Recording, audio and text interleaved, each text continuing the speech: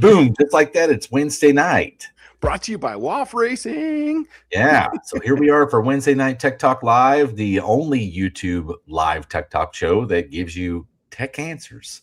And real life, like on the spot, not something we're not getting questions, ahead of time. We're actually making it up right on the spot. It's live. It's really live. Yeah. When starting from the top, we had Buff Del Campo in here at 5:30. He was here early. Fab Race Mod Repeat at 6:30. Hello from Fab Race Mod Repeat Annex. Clint Street Machines, howdy. And Clint, I got your box today, so we're going to start cramming. Matthew Ward is here. Slant Daily Garage. Kerosene Cucumbers, the greatest name on all of YouTube. Racer Ray is here. Clayton's Toolbox. Tom Brown. Bear Rose Garage. KS Skyhawk. Colleen Tebow is plugging the WAF Racing for us. So thanks, Colleen, for being the mod of the century. Absolutely. The best. Yeah, SSR Performance is here. What up, everybody? Weather's getting nice. Time to get to work on them rides.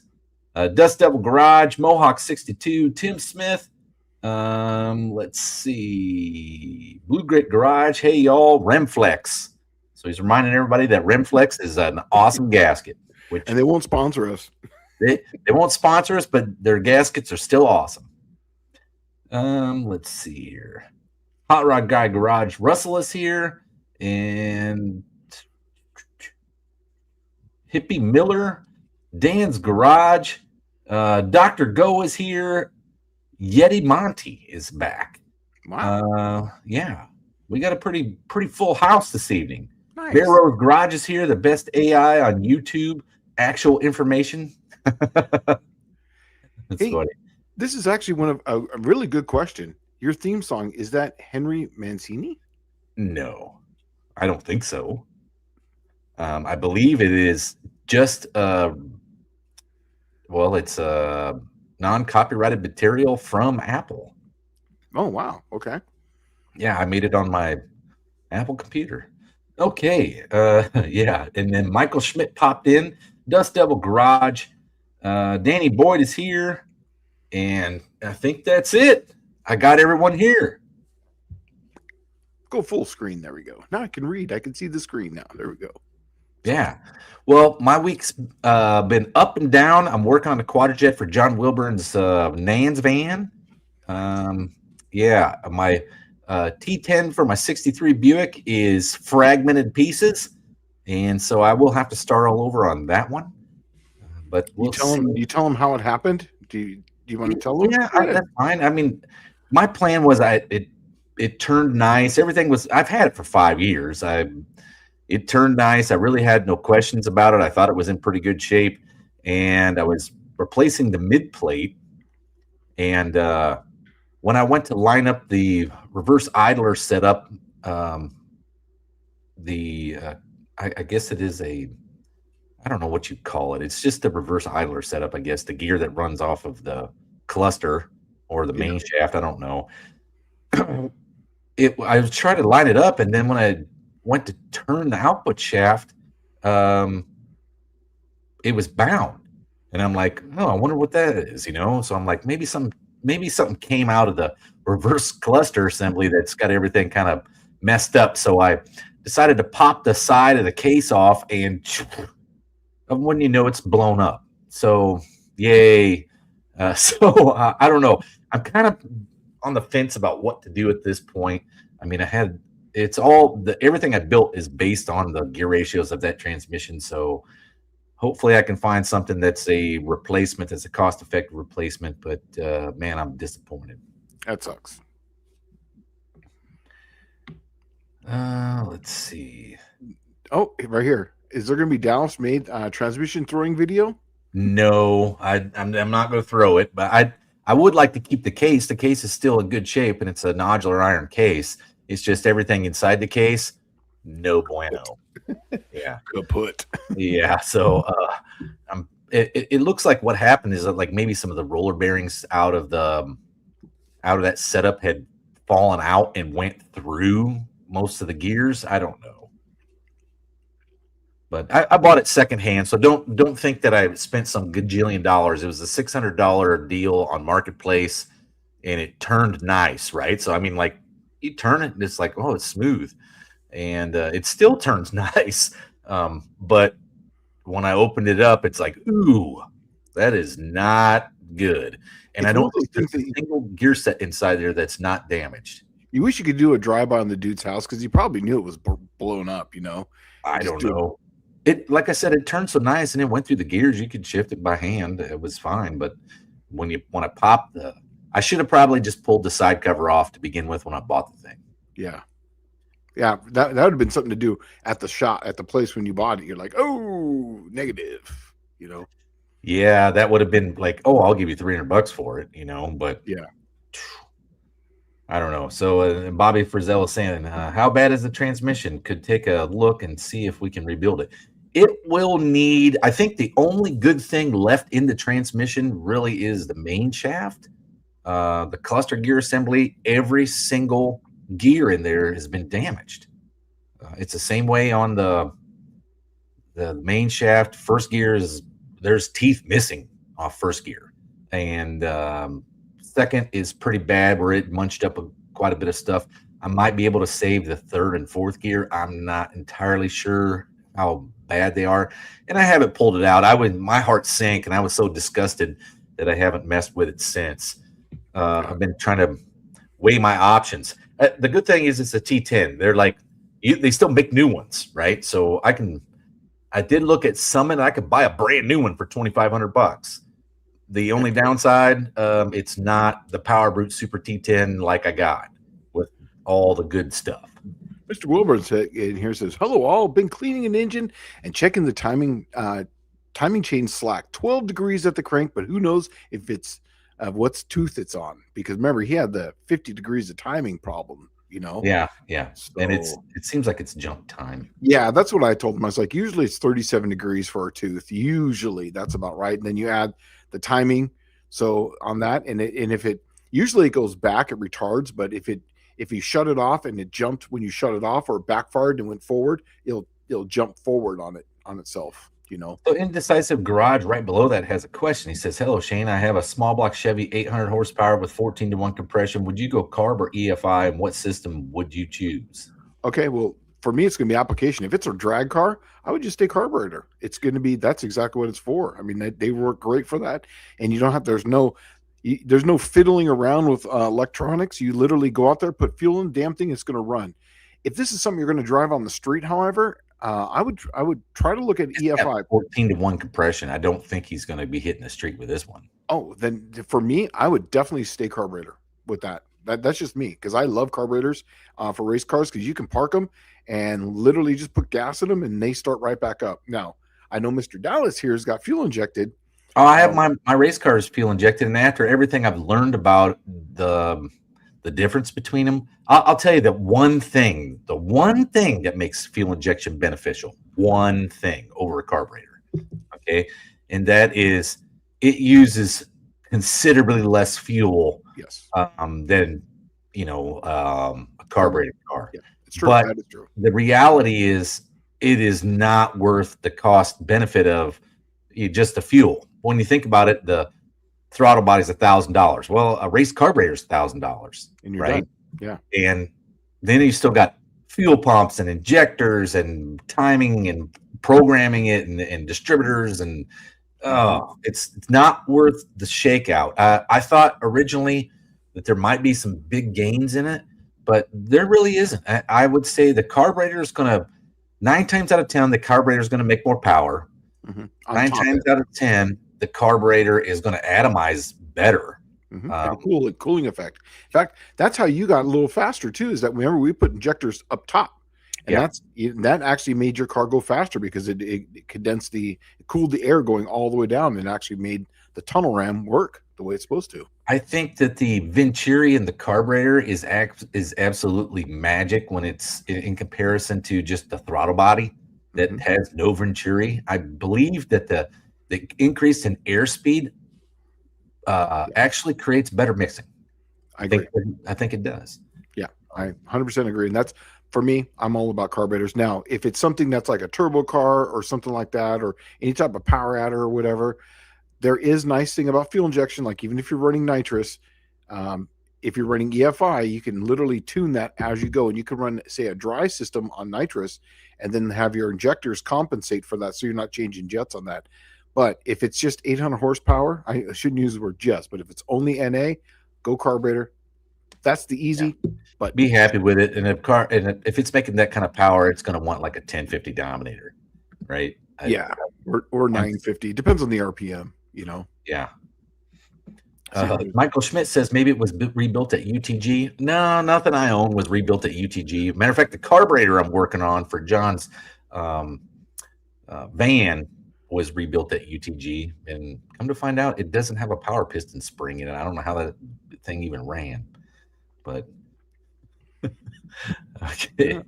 Looking for one if there's going to tolerate more compression. John Wilburn says his fingernails look like Brian Cabral's at the moment. Yeah, but you know what the funny thing is? You weren't scratching boils to get your fingernails like that. This is the greatest comment so far, and this is a big awesome.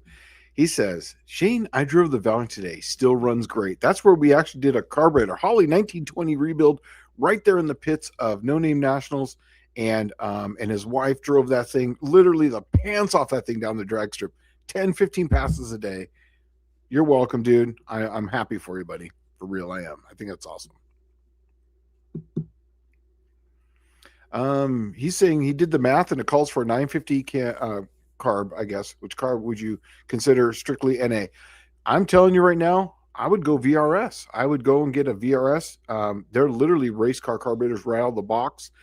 There's not much tuning needed on them. You're literally just a jet or two, and that's that. And I typically bring the jet kit with me when we go to the No Name National. So anybody's got a VRS and they need a little bit of tuning, I have no problem just getting you what you need while we're there, and put a wideband on it too, so that way you can record it and we can tune that for you. But I would get a VRS. That's just my opinion. So, I don't even know where that one's at. Did I blow past that one?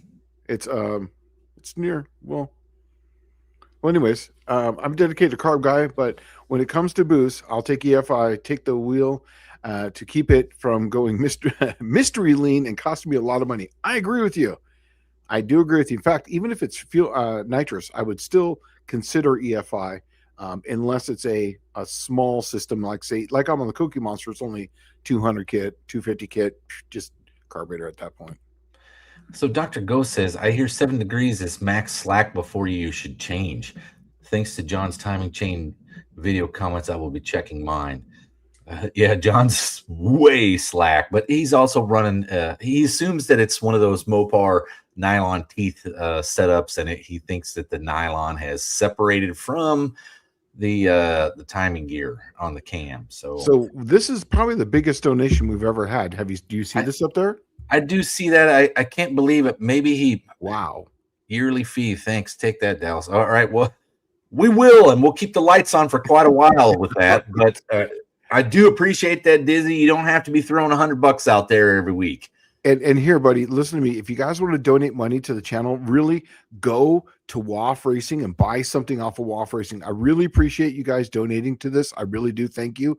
But WAF Racing is the one who's paying for this right now. So go over there, buy some stuff, and there's really cool stuff. But thank you, Dizzy. I really do thank you. Once again, this goes right into the fund. And in fact, I think this right now is going to go for Mr. Dallas's entry fee into the No Name Nationals for 2026. What do you think, Dallas? We don't have to do that. I think we should just share it amongst the channel here.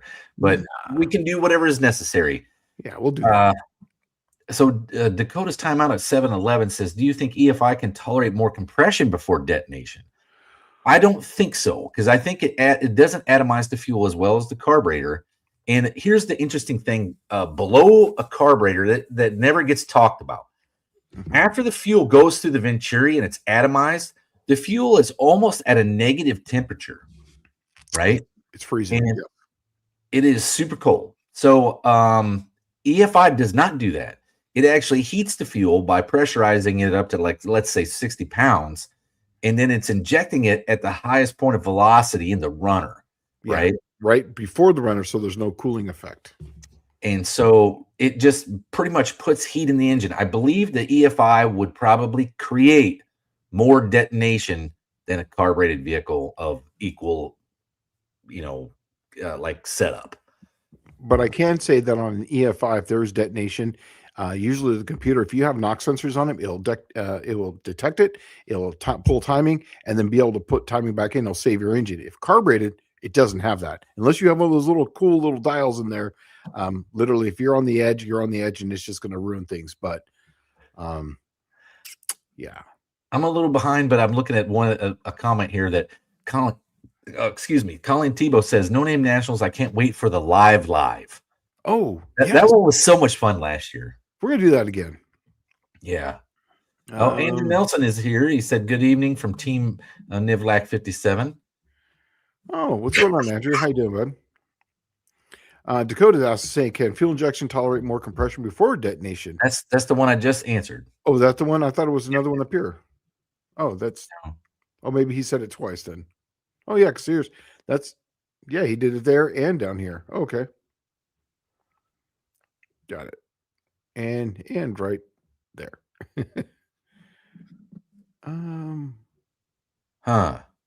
Okay, so Fab Race Mod Repeat says, "Sold our first set of new DR3 Hoosiers today. Look kind of funny without the spray on Hoosier lettering on the side." Yeah, those actually have... Yeah, I was never a fan of that spray on Hoosier on the side, to be honest with you. That was the nostalgia for me. I just kind of like that. But those new Hoosiers, man, I've seen those things at work, and they really work well. Oh, they get down, huh? Yeah, they get down because, man, it is soft. It is literally for like no prep racing. And if you're going to like a sketchy track, I mean, those DR3s are probably going to be on the Cookie Monster if I go back to No Name Nationals. That way I can actually hit it with some power, you know? Michael Schmidt says at 716 EFI, in the future, do you see a system that will be repeated, updated, and make it in the future? And will it be good in the future that the EFI will be excellent for driving? I believe so. Thoughts? Well, there's systems out there now that are actually excellent for driving. I mean, that's the one big key thing on a street driver that EFI takes over the... It doesn't... I guess I can't say it surpasses the carburetor, but it is more on the... Once it's tuned, it is more better. Yeah. at startup, cold startup, drivability, that's the areas that fuel injection excels at, right? 100%. Throttle response, all that stuff is good. Once it's the temperature, carburetor all the way. Yeah, but yeah, a warm carburetor that's set properly will give an EFI system a run for its money every time. Yeah, and in fact, the best mileage I have gotten out of the green car has been with the carburetor. The fuel injection, I got it close, but it would use a lot of fuel just as it would hunt for itself, and at lights, and sometimes, or like when you start it up, it would just overcompensate. Having it on the Lizard King, fuel injection and carburetor. What's on my car right now is a carburetor, because the fuel injection, literally, I could go out there and start it up and I could instantly drive the car. But it took some of the soul away from the car. If you understand what I mean. It's like the car has a way about it with the carburetor. It has a little quirks that you learn, a little things. With the fuel injection, it literally is just a dead animal. It just does whatever, and that's it, and you shut it off. But with the carburetor, you know that, okay, I got to baby it here, but then once it's warmed up, it's good to go, and it has a soul. I don't know. But to continue answering Michael Schmidt's question here, I believe what you're looking at is the infancy of these fuel injection systems. Like a lot of people are throwing on there, the Aces, the Phytech, the Sniper. Those are literally just an electronic carburetor. Yes. Okay. And I believe they're coming around to generation 2, I guess is what it is now. I'd hold off another 10 years. I really would. There will probably be advances in that technology that may in 10 years surpass a carburetor, but I would not plop my money down for the best of the best EFI system at the moment. If you're a naturally aspirated combination, you just need to keep a good carburetor on it. I agree. I say with that. SSR Performance says right below that Dallas Dunn said he's going to have a Triple Crown car this year, and I'm holding him to it. Well, you can hold me to it all you want. I plan on being there with my Triple Crown car. I just had a major setback with the transmission, but like I said, I can go buy a brand new one at Summit for $2,500, ready to go. That's the good thing about the T10 is Richmond makes new ones every day, but apparently the quality is not there. I don't know. I don't know what I'm going to do yet, but I will have a Triple Crown car. It will be a 3-pedal car, and it will dance with everybody else in Triple Crown. This is actually really funny right here. Levi, because remember, he says the only difference from last No Name National Side and this year's is you'll have to ride a $14.95 instead of a $15.95. Oh, maybe so. We only did that just because you showed up with your time on your window, preemptively telling everybody what you were going to run. You called your shot and you killed it. So, right. But I still had to put a 1 on there. Dude, it was funny because you literally just unloaded the car and then packed up, and you and Brooke, I think, went to the hotel or get something to eat or whatever. And Shane and I were getting ready to do our live. And I'm like, dude, he's calling his shot. He's got it written in the window already. And it didn't take 2 seconds. And we're like, get the shoe polish. I was like, he can't Babe Ruth us. He can't Babe Ruth us. Nope. He's going to get a 1 right there. Dakota's Timeout says, interesting. Do you think an iron intake would make more power than an aluminum intake that was made just the same? I think cast iron would run cooler. Okay. This is a debate in the field of GM intake manifolds for like off-brand stuff, Buick, Olds, Pontiac. It's already been tested. Even matter of fact, who's the guy that does all the dyno testing? I can't remember his name. Richard Holdner. Yeah. Okay. He dyno tested a Pontiac cast iron intake manifold, and it made more torque, more usable torque, like verifiable number wise, than an aftermarket intake. The horsepower was more on the aluminum intake, but the torque was like 30 foot-pounds difference. And that just has to do with port velocity. It's because on the aluminum one, you're going to make it bigger, so you're going to have less port velocity. So therefore, the torque's going to be higher on the one, but not on the other because you have less port velocity. That's all it is. That's all the difference. Yep. The big gains is going to be coming from heat distribution on it, also to the exhaust block off, so you're not heating up the manifold too hot, and boiling the fuel, and just weight. Weight. Aluminum always dissipates more heat. Always. Fast, really fast. It's significantly fast. Remember, I was telling you I was making that 300 Buick intake manifold, and it was cracking right after I get done welding. That's because it would dissipate heat so quickly. If you had two identical cylinder heads, and they were port everything, and when you put them on there, the same combustion chamber, and they were exactly both 9.5 to 1, the cast iron will make more power because the aluminum dissipates heat so fast that you can't keep heat in the combustion chamber. That's the reason why you have to put a whole nother point into the thing to get to the same heat level, heat absorption into the cylinder head to make the same power. But the aluminum is that much lighter and it dissipates heat so much faster. Therefore, you can run that extra point without having a detonation problem. And that's what makes the more power, because you're going to build. And if you look at aluminum cylinder heads, they're generally 1 to 2 cc smaller combustion chamber for that across every single aluminum head, just so it can keep up with the same amount of power as the cast iron. Matter of fact, it has to surpass the cast iron, or it's not point. There's no point in casting it, right? Yeah. But yeah. Yeah. Let's see. Okay. Danny Boyd says aluminum heads heat easier than iron. So I think aluminum would make a little more. Yes, that's for sure. Well, they heat easier, but they dissipate faster. So the equilibrium, it'll get to that sooner, but the cast iron, once it's warmed up, it will maintain a higher heat because of the density of the metal. So Fabrace Mod Repeat saying that it's pronounced Mo better. Mo better. Yeah. I've been in the South long enough. I guess I could probably say that, right? Mo better. Sure. Tom Brown says spent over 1.5 hours trying to get a 2021 Silverado roll the back wheels today while front wheels on the tow truck drive shaft off. Electric e-brakes would lock when the tires tried to turn. That's ridiculous. Yeah, I think we've actually, well, as the term goes, jumped the shark when it comes to electronics in cars. I'd like to see us go backwards to crank windows, manual transmissions, Yep. because I'll tell you, anything we can do to eliminate CAN bus. Bonus. Well, did you hear that Trump did that? Did you hear that about them? He'd taken away all that EPA standards.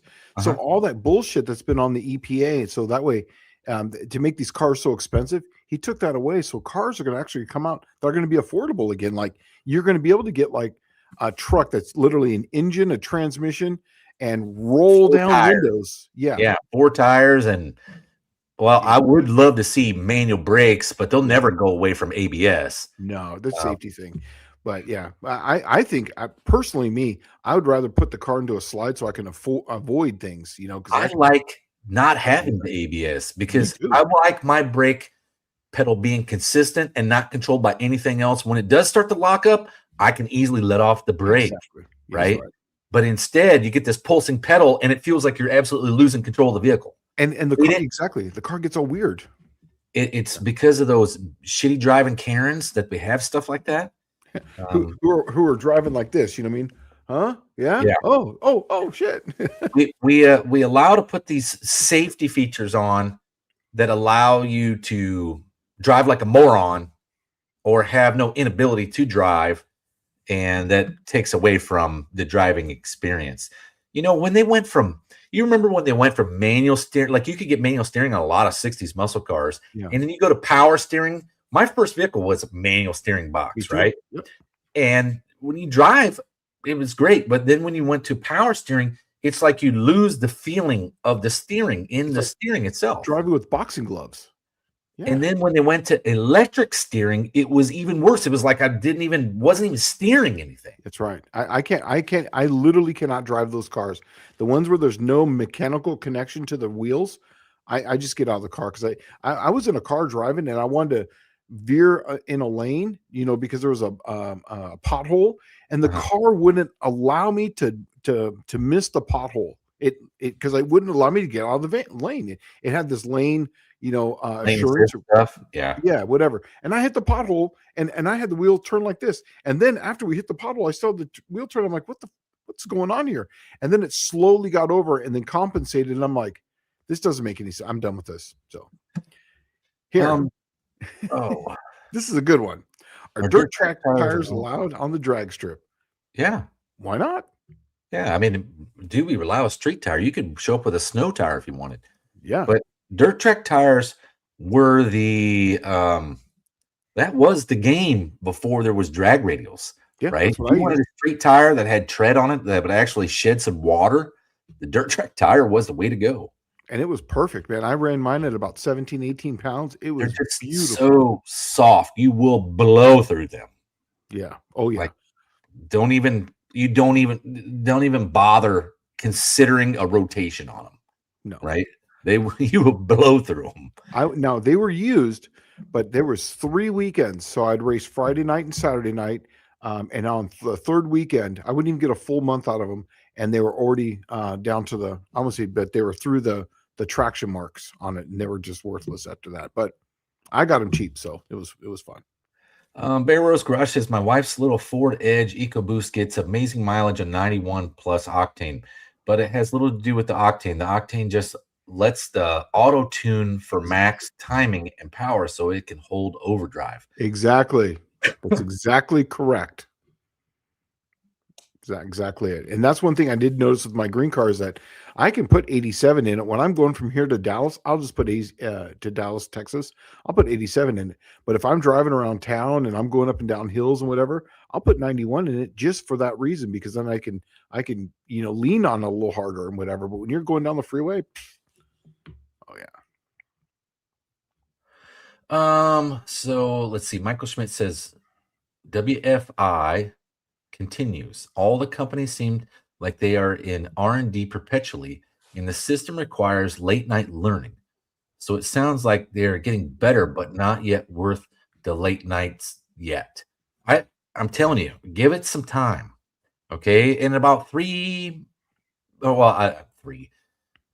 I'm thinking about 10 years because that'll put Mhm. them on like generation 5 or 6, and Yeah. they'll have all the stupid things. Like the first generation sniper was an absolute turd. And but what I mean by that is it was the first time Holly had put the computer externally on the actual throttle body, right?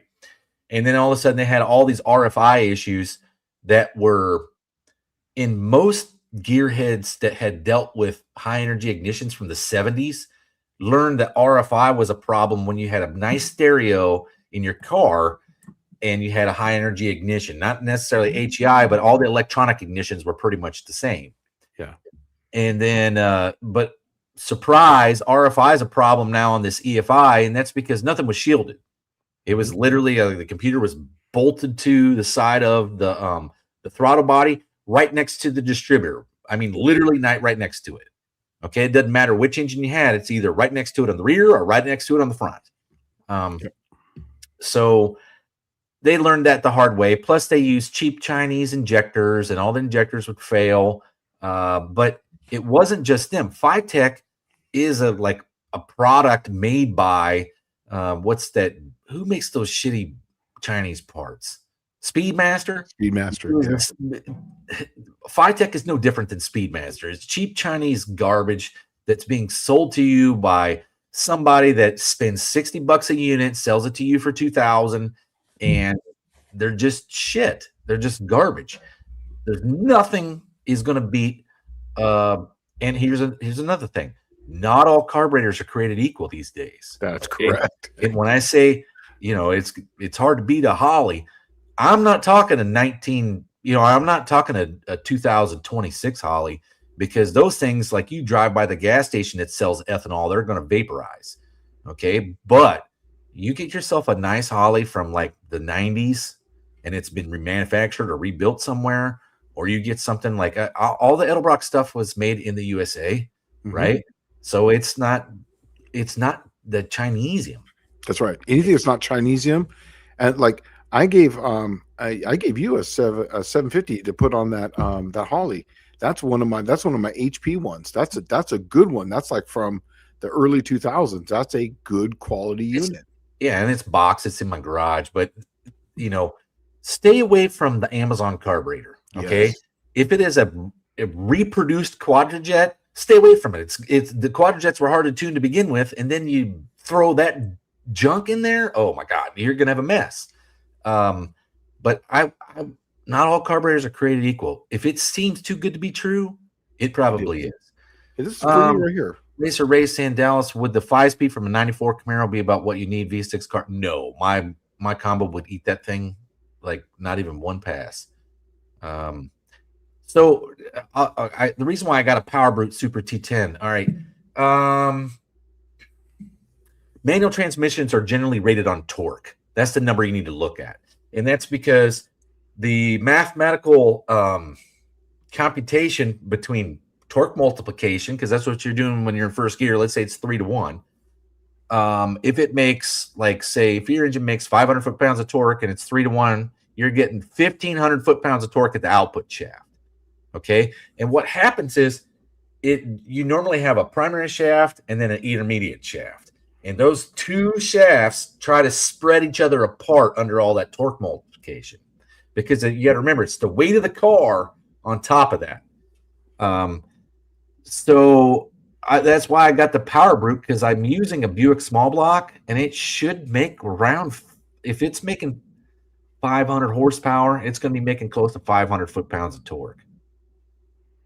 So that's the problem, and that's where I had to go with a low first gear, or not a low first gear, a high first gear Super T10. It's got a 264 first gear, and that way the transmission can handle the abusive launches and the torque. Look at this one. This is actually kind of goes along with what we're talking. Speedmaster stuff can work good. Chris Birdsong, Junker Up had gotten like 60,000 miles on his out of the box small block Chrysler heads with no problems. I'm telling you, that is an anomaly, because look what happened with just Mopar Joe. He had those Speedmaster heads on that big block. literally round after round after round of problems, rockers, hidden valve covers, nothing's lined up right. It just you Well, can get lucky. You can get lucky.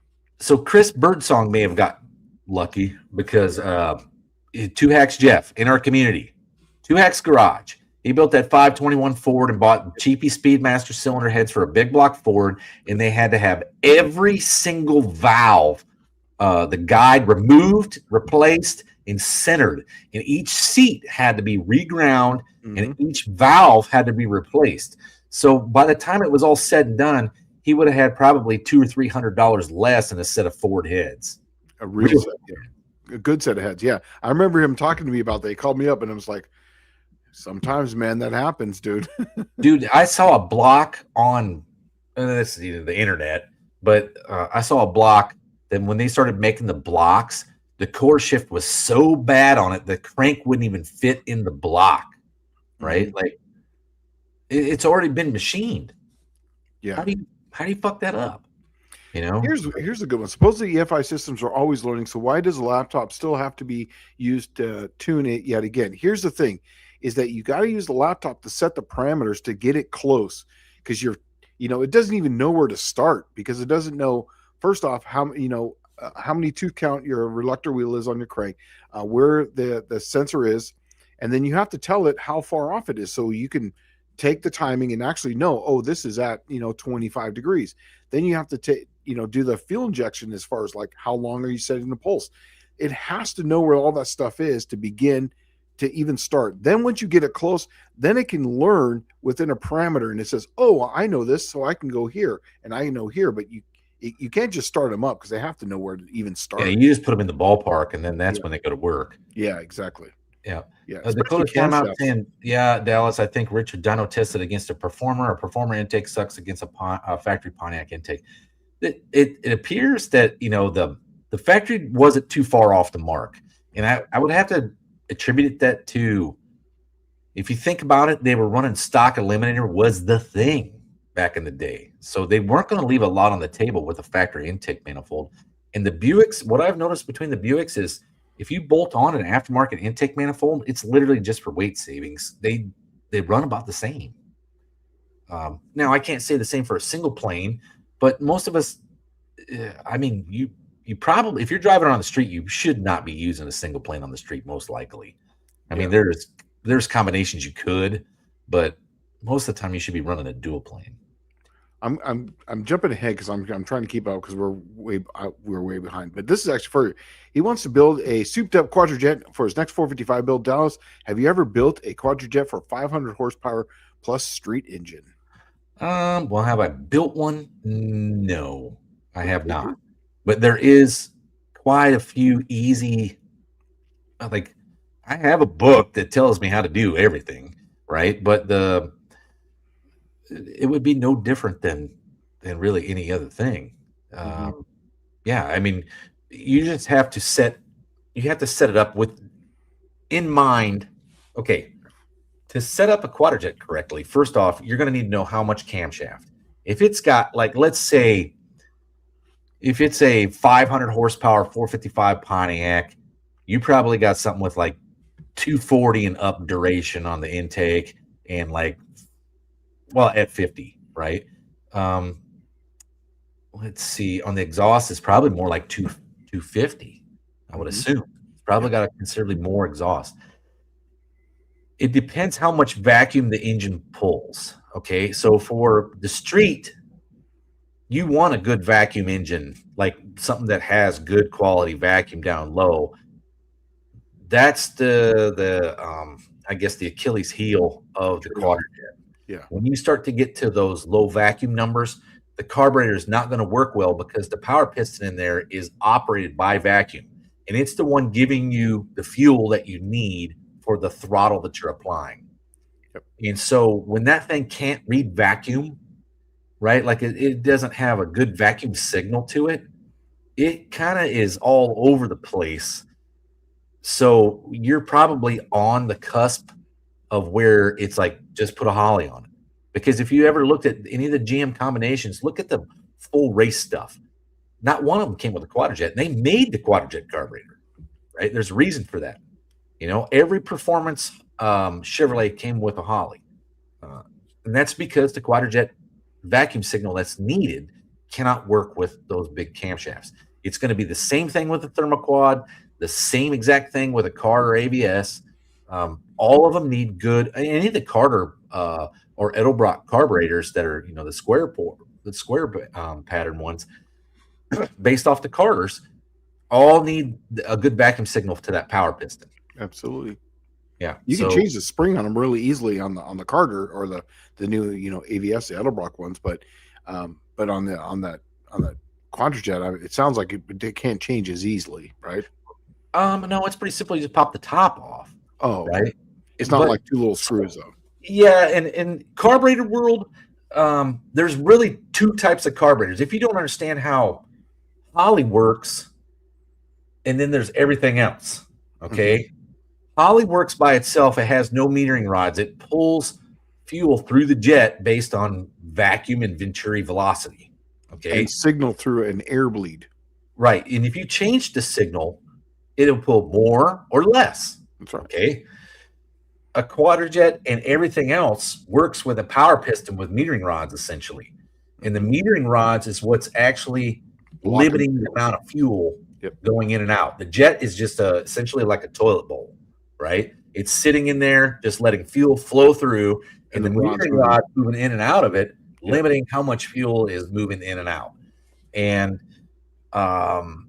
that's really the two principles in carburetors. That's why when people ask, hey, I got a street car, I want to do this, I always say, you always hear me say, get a spread bore carburetor. There's nothing that can beat a spread bore in the terms of fuel efficiency and performance on the street. Yeah. Okay. If you're all out racing the thing, or it's got a really nasty cam in it, put a Holly on it, because it's going to, or VRS, not depend upon that vacuum signal, because all that stuff, it does depend upon the vacuum signal, but all that stuff is changeable. Yeah. Or a VRS. So I'm just saying. Yeah. Oh yeah. The VRS works on the same principle. Yeah. John's asking actually a question here, and it's actually a really good question. Question for Person P. Seems like so much coming from China. How about much more would it cost to have an all-American parts stroker kit over comparable kits from China parts? Okay. Something I know quite a bit about. So if you're buying a crankshaft that's a forged crankshaft, and you're spending $1,500, that is 100% from China. If you're buying a crankshaft that is $2,500 or above, 90% of the time it's going to be an American made. To guarantee that, you're going to be probably in the $3,000 range for the crankshaft alone. It comes down to the steel and manufacturing of the crank, and also to really the oil holes. There's a lot to be said about that. Also to the rods. If you're buying rods that are under $1,000 or even sometimes under $1,500, I can guarantee you that they're going to be coming from China.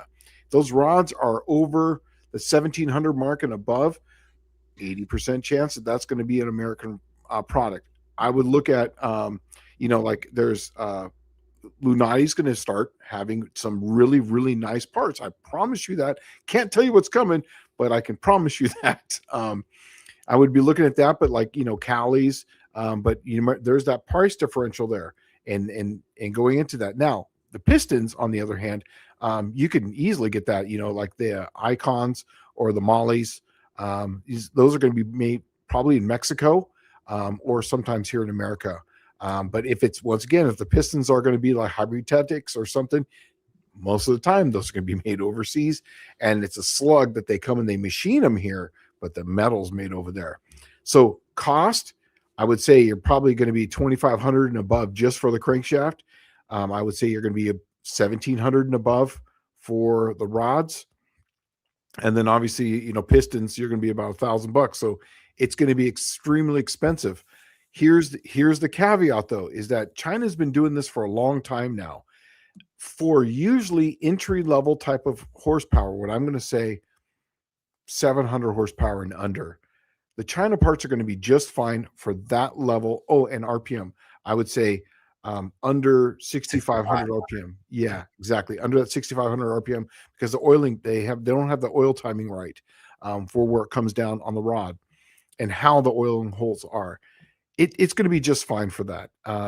Now, I would obviously, when you buy them, send them to a reputable machine shop, check to make sure for bearing flatness, bearing straightness, and typically I would have them repolished and check the balance. And then also, too, believe it or not, have a magnafluxed because I've seen them come in cracked. So, I mean, I hope that answers your question there, John. But to give you a number, it's literally going to be double if that's what you want to know. It's going to be double the cost. And for most people, that's just a little too much. Most people are going to be that 700 horsepower and under, and going to be that 6,500 RPM and under. Where that's the reason why they're so popular now, is because that's the majority of the people. They have their LS. They want to put a 4-inch stroker in it. They want to put some H-beam rods in it. They go down to wherever whatever and buy a stroker kit. That's what, $2,500 for pistons, rods, bearings, crank, reluctor wheel, and they throw it in their car and they're happy. That's the reason why they still exist, is for that exact reason right there.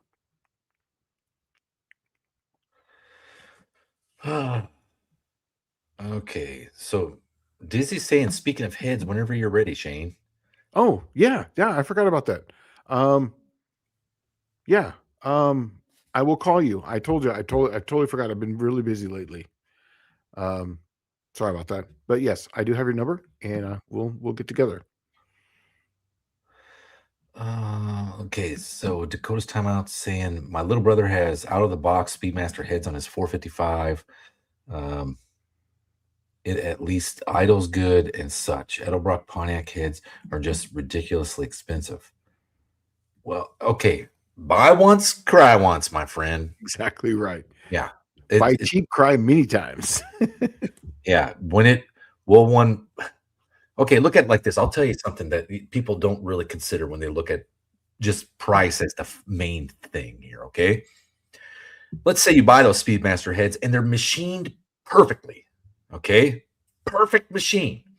And comparable to a Pontiac X, 6X, or whatever their cool head is, it runs a freaking circle around it.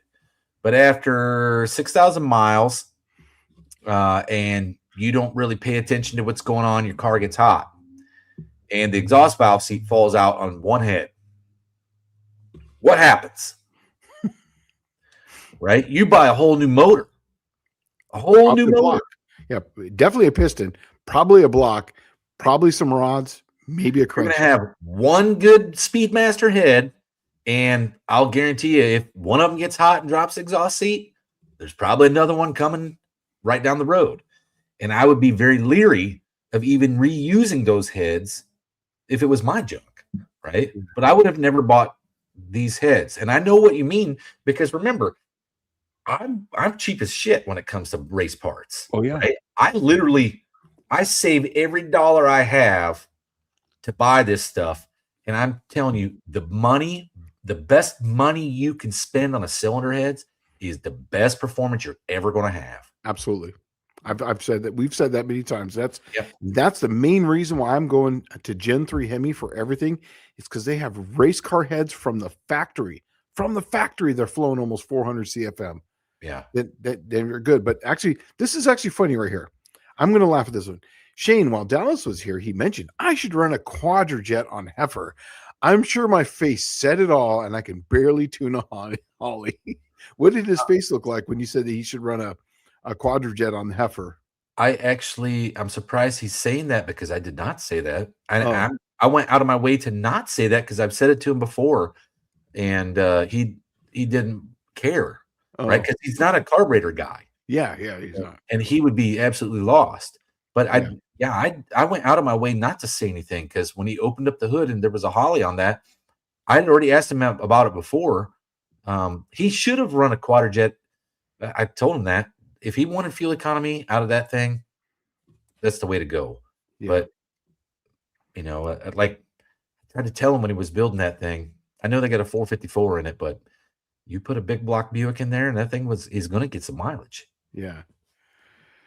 So Dakota's saying or Oldsmobile, it's just the torque. The Chevrolet's built all wrong for that. Yeah, so he says the camshaft is going to use the 455 as a Butler Performance roller camshaft, 236, 242 on a 114 LSA. I think it will idle good and make 500 horse. Yeah, it should be pretty good. That Remember, one actually should pull pretty good vacuum. yeah, it should be pretty good vacuum because that's a wide enough LSA. 500 horse, I think you're going to be close to it, but personally, you're going to make that in torque. I just don't know if with these numbers of camshaft and that airflow, you're not going to have the RPM to get up there. Is what I'm thinking. That's just personally me. This thing on a 455 with these numbers it's going to be all over with by about 6,000 RPM, if that 5,500.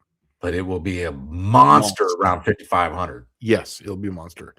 Blue Grit saying he has a standard Melling high volume standard pressure oil pump for NS 351. Is it okay being standard pressure or should I return? Absolutely. Keep the standard pressure. Yeah, You would Shane and rather, I say this a lot. yeah. Dude, Yeah. you don't need the high pressure You stuff. don't need a high pressure. Have the volume. You want the volume. I would 100% want more volume than pressure because pressure is just wasted power. And only reason for the high volume is you're going to open up the clearances on the bearing. That's where the high volume comes from. But you just don't need, because once you come off of idle, it's going to be in bypass anyways. The second you come off of it, it's going to be at max pressure. There's no point. That's just wasted power. Shane, we need to do a video. Like, yes, you and I have talked about this, and I think it's smart. We do a video where we'll prime an engine and we'll use an electric drill that plugs in with an amp meter on it. Exactly. Right? And we'll just prime that sucker and then change the oil pump over to something that's been modified or maybe a similar engine, just it has opened up passages, same pump. Yep. Right? And you'll see a major difference in how much power it takes. I told Andy Wood to do that video, and I also told Brian Binkler because they both have one of my blocks that I modified for the oiling systems. Right. And I told them to do that. And he kept saying, I'm going to run a high pressure. I said, no, just run a high volume. Don't even need that. If really for the hydraulic one, just get a standard oil pump. In fact, even in my recipes, it's literally a standard oil pump because that gives you the most power. Well, stock eliminator drag racing proved that you only need 7 pounds per 1,000 RPM to really make it work. And there was guys that had literally shaved the oil pumps down. Yeah. And so it used less power to turn the oil pump with the high volume setup in the car. Joe Sherman Sherman have like 3 pounds of oil pressure at idle. Joe Sherman told me many times you don't need over 65 pounds of oil pressure. If you go down to the Cookie Monster right now, I'm making 8,000 RPM passes in that thing at 65 pounds of oil pressure because that's where you gain. Especially as the RPM goes up, you gain more power. It just keeps gaining the power. They don't railroad track. It actually diverges from each other. Well, and the thing that Shane's talking about with the bypass, all right, so there's a pressure regulating spring in there, right? So eventually what will happen is the volume will overcome the pressure. You have so much volume going that it'll just boost the pressure super high and it'll open the bypass. And it only needs to open the bypass a little bit and it loses all kinds of pressure, right? Because oil it's a liquid, it doesn't compress. You can't compress it, yeah. Right. So here's the thing though. If it's bypassing and just circulating oil in the oil pan, it's doing two things. It's eating up horsepower. And then the other one is it's superheating the oil. Exactly. Right. So you don't need all of that. Yeah. And on my slant sixes, they have an external pressure on there. So I can adjust it. So I cut the spring and then I put washers in there. And each washer accounts for about 4 or 5 PSI really is what it comes down to because it's got a little cup in there. And so I will start the car up when it's nice and hot and I'll see where the pressure's at and we're starting to bypass and I'll rev it up and then when it cools back down, I'll change it out and I get it right there at that 45 PSI mark. And I do not run my slant sixes over 45 PSI for that reason, because you're dealing with very low numbers and it just doesn't need it because it doesn't RPM. It doesn't really go much over 5,000 RPM. So I don't need it. So it sits there and idles at about 15 to 20. And as soon as it comes off of idle, it goes right to 45 and it just stops. And then that's it. It's done. Oh, and I agree with John Wilburn. Edelbrock heads are made in America. Just saying, because I've seen it, and we poured the aluminum in California, and they're machined in California, and all the intakes are basically machined in the exact building that I work in, and I know that for a fact. And you've seen that too, right? Have you been to the Olive Branch facility yet?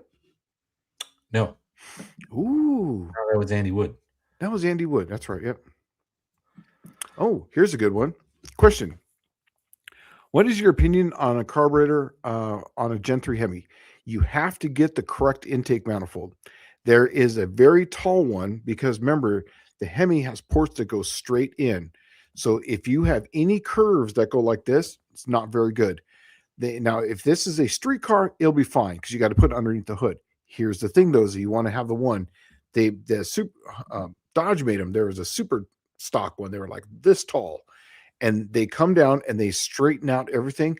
Those work awesome. If you look at, I think it was BAE did one. I think it was a 2014, 2015 where they did an Engine Masters, and they had one of those intakes on it. They made like 700 horsepower out of a 5.7 engine using that intake. So I'm telling you right now, I think it's awesome. Let's see here. Oh, okay.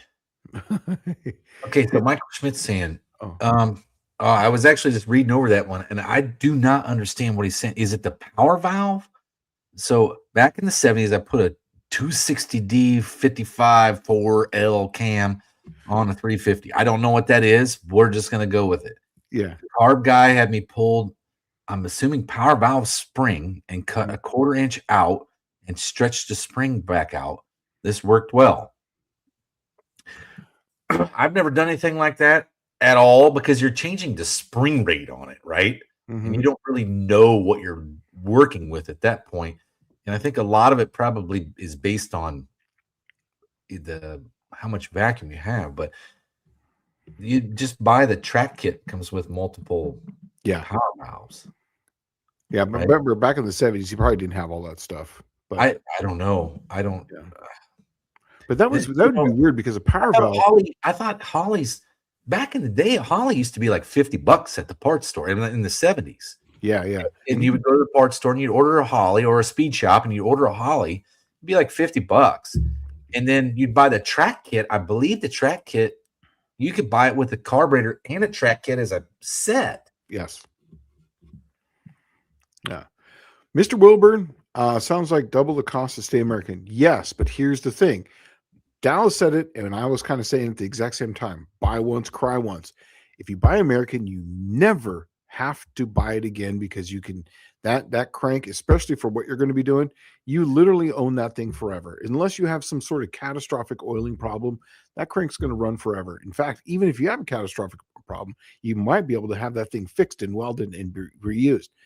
The China one, I'll tell you right now, will not. That is literally a throwaway thing. But I can tell you this, that the cost of American products are coming down. Now that steel is back, the steels are opening again. The smelters are coming back. The actual steel, American steel is coming back because we've been shipping all of our crap steel overseas for years, and it's been coming back to us in crankshafts and rods. We're remaking steel now, and I can see that cost coming down in the next few years. I really can.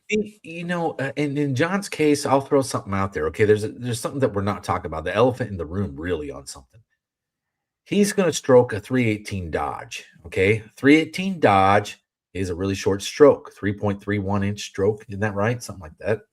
Yeah. It also has like a 2.5 inch main bearing, right? That was the benefit of the 340, is the really small main bearing. Yep. But when you got a really small main bearing and you go to a 4-inch stroke crank, the overlap is not there. So the quality has to be in the materials. That's right. Right? The crank has to be made out of good materials because the overlap really isn't there for a 4-inch stroke on that, or Dodge would have done it themselves. Okay.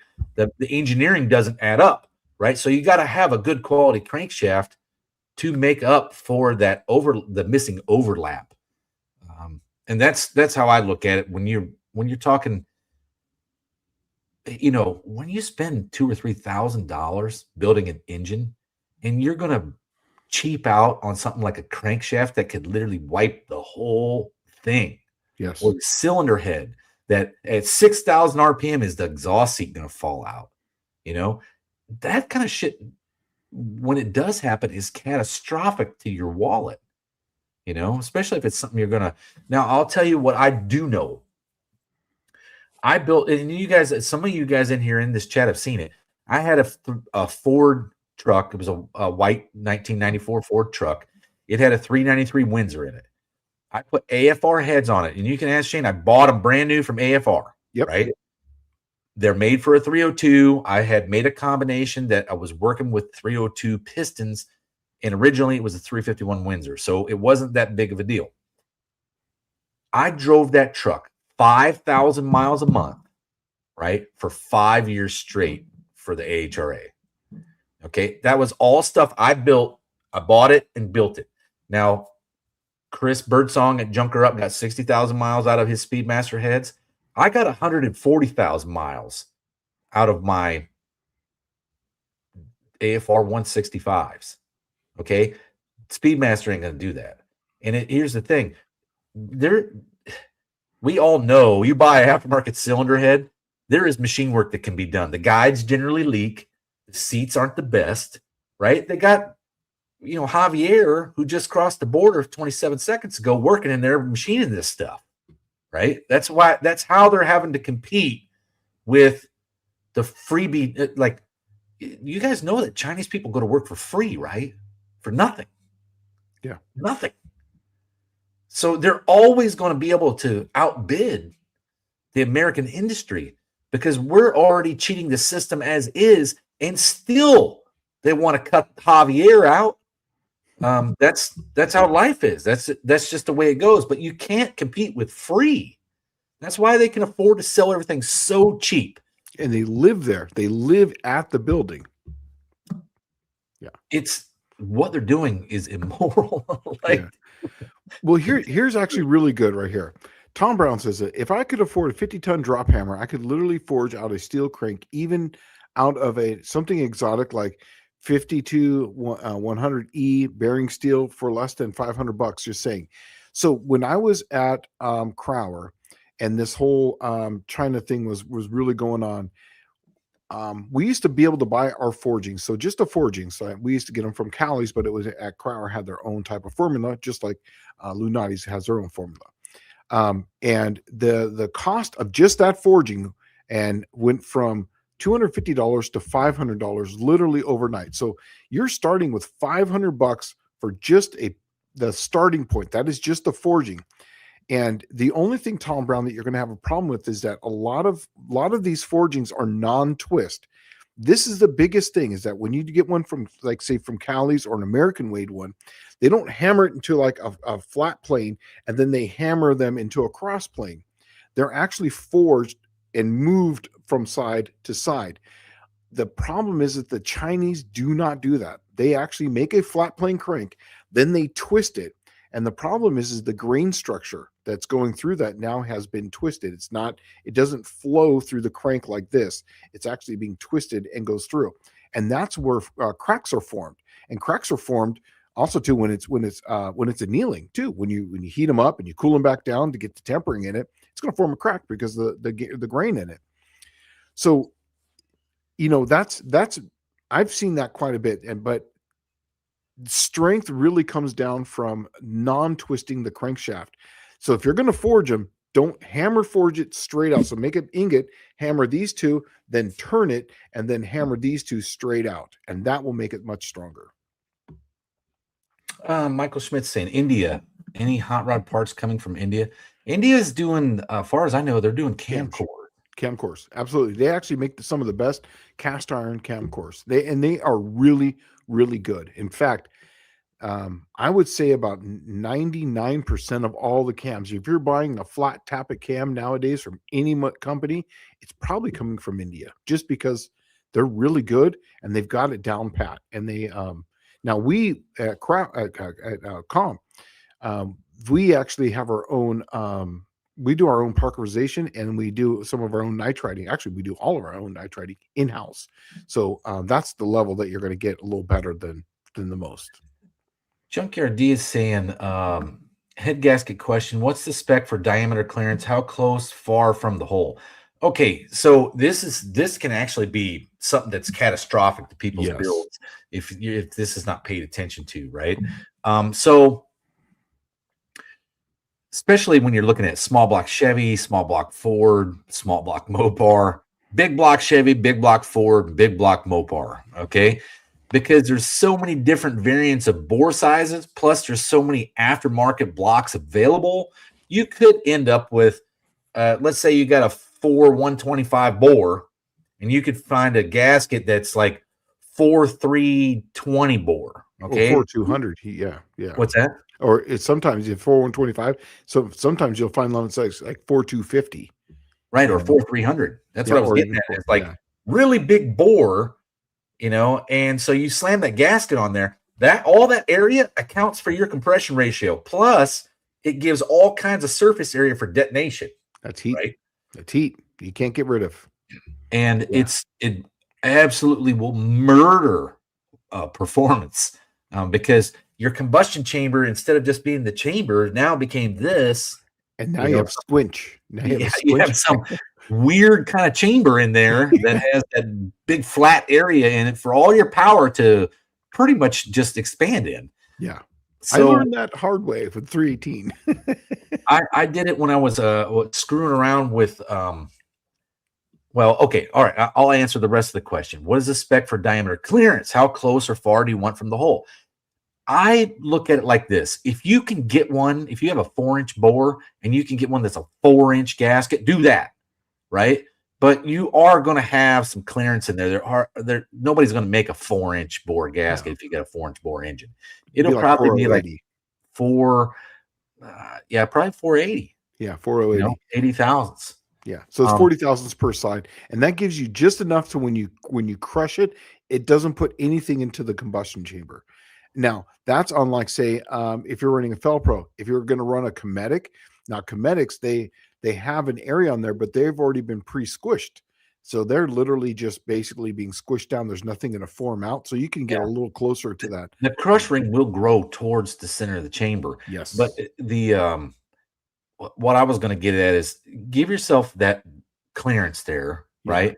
But I always wanted to try out, like, let's say I take one of my 300 Buick head gaskets and put it on a 350 Buick, which is already 50 over, right? Same bore, but 50 over. So I guess it's 50 over bore. Mm-hmm. Those gaskets normally from the factory, when you're looking at them, they have 60 thousandths clearance, right? Like for you to bore it 60 thousandths. Because the factory, there's some times that the factory actually bored them 30 or 40 or 50 over, and they'll do one hole, right? And they would throw those gaskets on there. So I had to have some tolerance. I wanted to use the 300 Buick gasket on there and have like an overboard 350 Buick to where that ring was as close as I possibly could get it. And I wanted to see what the difference was. I don't know if there's going to be any gain in it. I don't think so, not with that small of area, but I really want to try that out. But make sure you read that and don't overbore the side. Like I have 455 gaskets on my 400 Buick because they don't have 400 specific gaskets. Yeah. They're just big block Buick. And because the 455 is in there, it goes from a 4040 bore to the 300, 312. But you're not racing yours, so it's not a big deal. Yeah, it's a driver.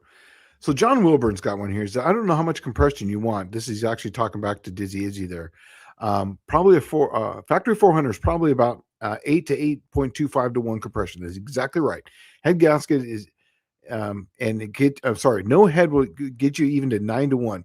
I got to 9.5 to 1 on a factory 400, and here's how I did it: is I put the 20,000 shim back in there, and I put copper coat on both sides, and that's it. John is exactly right. It is impossible, almost nearly impossible, to get over 9 to 1 on one of those things with one of our big heads, except unless you run those 950, the 1 year only 1967 440s or whatever it was, had a 915 head, and I've seen people run those and then they got compression on, but you have to change the pistons on a factory 400 to get anything close to 10 or 11 to 1 compression.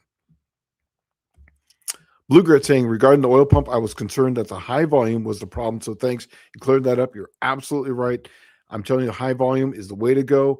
Just don't. And sometimes you don't even need them only if you're opening up the clearances on the bearings. If your factory is 1 to 1.5 thou, and you're going to 2 to 2.5, run the high volume. Other than that, just don't run the high pressure. That's just my opinion. Everyone's got their own opinion on this. So Dylan Levi is saying that Dallas that his Ram truck would love a Quadrajet, but I don't have one that doesn't need rebuilt. They haven't made one since 1987, so they all need rebuilt. There's none of them. None of them came from the factory capable of running 10% ethanol fuel. So the accelerator pumps just rot right out of them. So you have to take it apart to do that at a bare minimum. But if you want one, man, I got probably like 5 Chevrolet ones. If you want one, I can work you up a Quadrajet, no problem. This is actually a really good question he's asking here, and I want your opinion on this one. Tech question: how much oil pressure drop is acceptable at lunch? I'm telling you, from my opinion, 0, because you don't want any, because that's actually where the engine's going to be working the hardest. The stock LS truck oil pan was designed to go sub it 1.2. It's saying it wasn't designed to go sub 120 60 foot. That thing wasn't designed to go sub 3 seconds 60 foot. Yeah. That's just how they are. In it.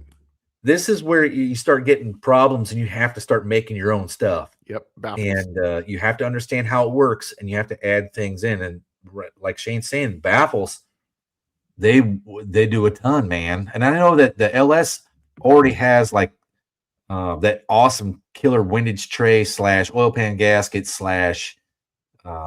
all that stuff.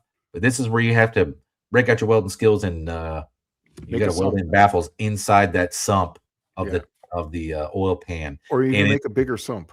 It's probably time, to be honest with you, to step away from that stock truck oil pan. Absolutely. Yeah. Now on this, are these in the back or in the front on the sump on a truck? Is it in the front or the back? It's in the back. Oh, it is. But, yeah. Here's the thing, though. Let me tell you guys something that you may or may have not heard anywhere before. If a good oil pan costs $600, okay, that oil pan, you will probably make 50 more horsepower. Absolutely. That was one of the biggest tricks when I was windage on the street, was to run a good oil pan, no stickers on it, painted black. That's right. Hide them, and then put a good windage tray in there, control the oil, and then always run it a deeper sump and run it a quart low, and you're going to pick up power. That was probably the biggest gain I got for the cheapest amount of money, was that right there. So run the best oil pan you can possibly afford to buy. Well, okay, there will be a point at which you crest it where it's like, this is dumbfounded and like not worth it. But you buy any Moroso race pan, you're probably looking at, if Dylan's probably making 1,200 horsepower, you're probably going to gain, I bet you might almost get 100 horse out of that because of the amount of horsepower you're making. Yeah.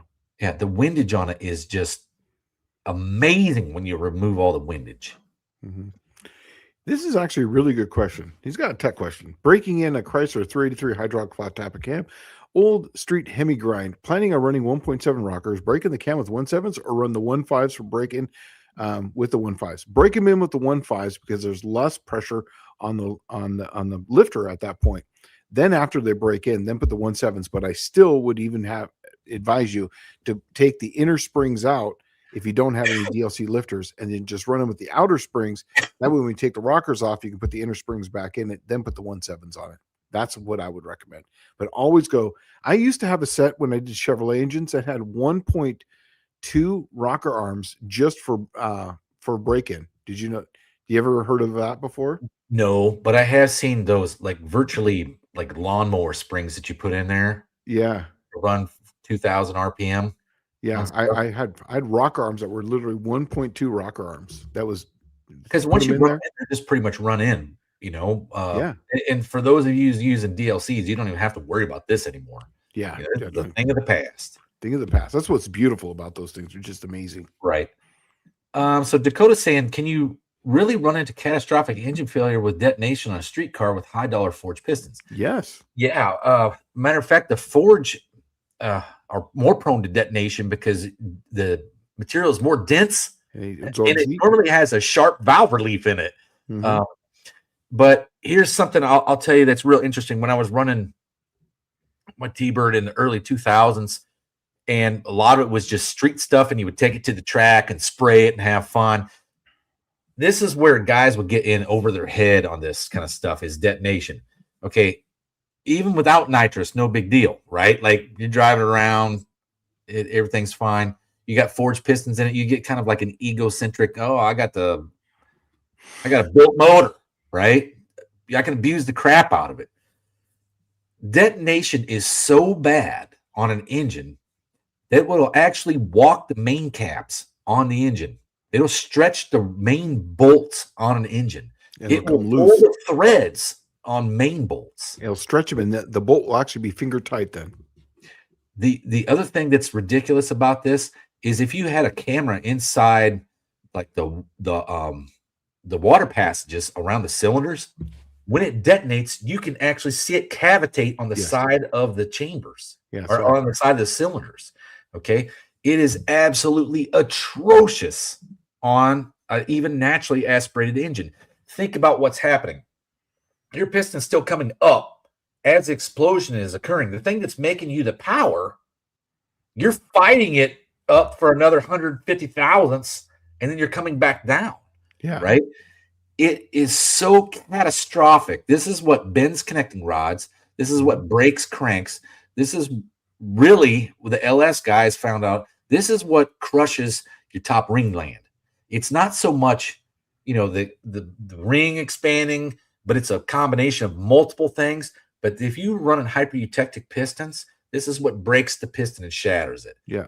And remember, we've talked about this before, but when you're at 10 degrees before and 10 degrees after TDC, or that means that piston is not moving. So you have 20 degrees there where that crank is moving from one side to the other, where that piston doesn't move. And all that is that's detonation. And what you're hearing is that ping, and that is literally firing.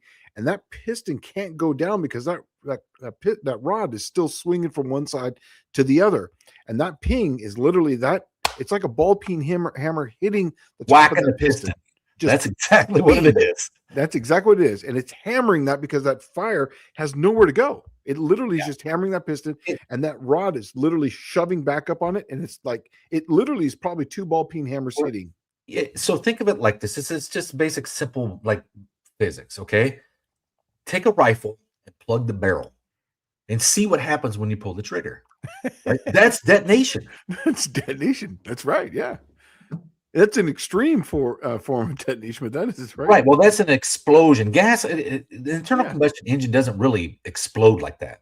Yeah. Right. It's a controlled explosion. It's a controlled expansion of gas to a point to where it almost fully expanded by the time it comes out, but there's still some unburnt fuel, and it goes out the exhaust in the form of heat and noise.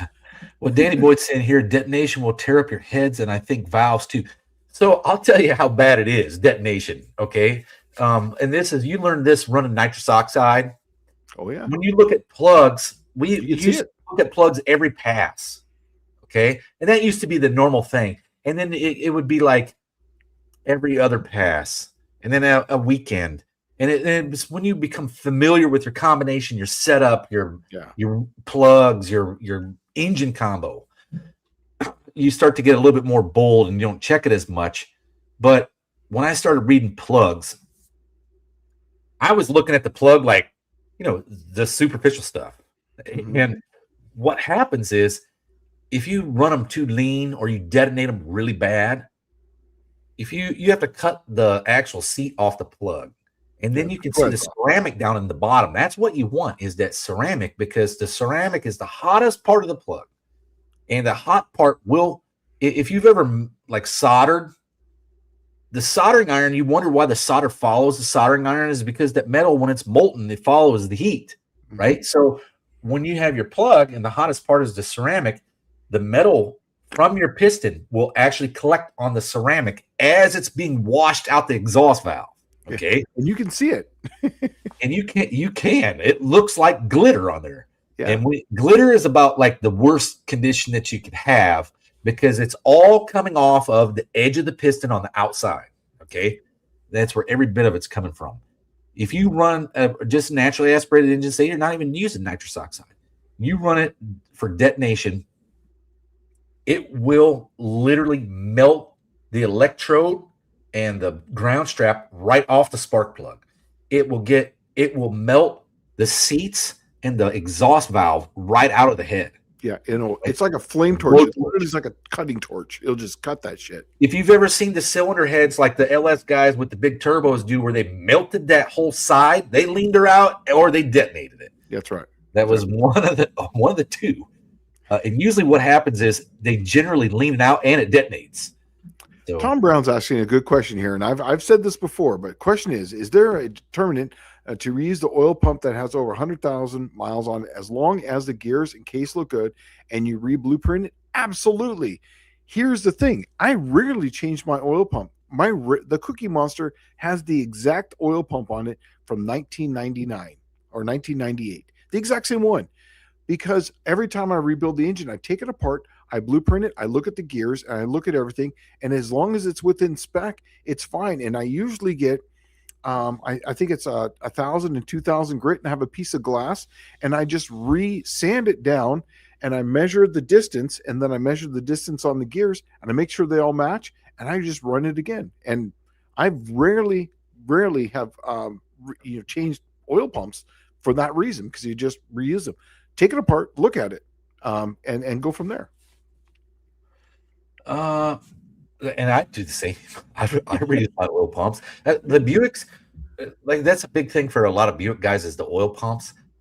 Man, I tell you what, that if they're not scored really bad inside the oil pump cavity, especially when it's got a lot of miles on it, what'll happen after a lot of miles is that the veins in the pump itself will become more smooth and refined, right? As long as it didn't get any trash through it. If it got trash in it, I throw it right in the trash. Yeah.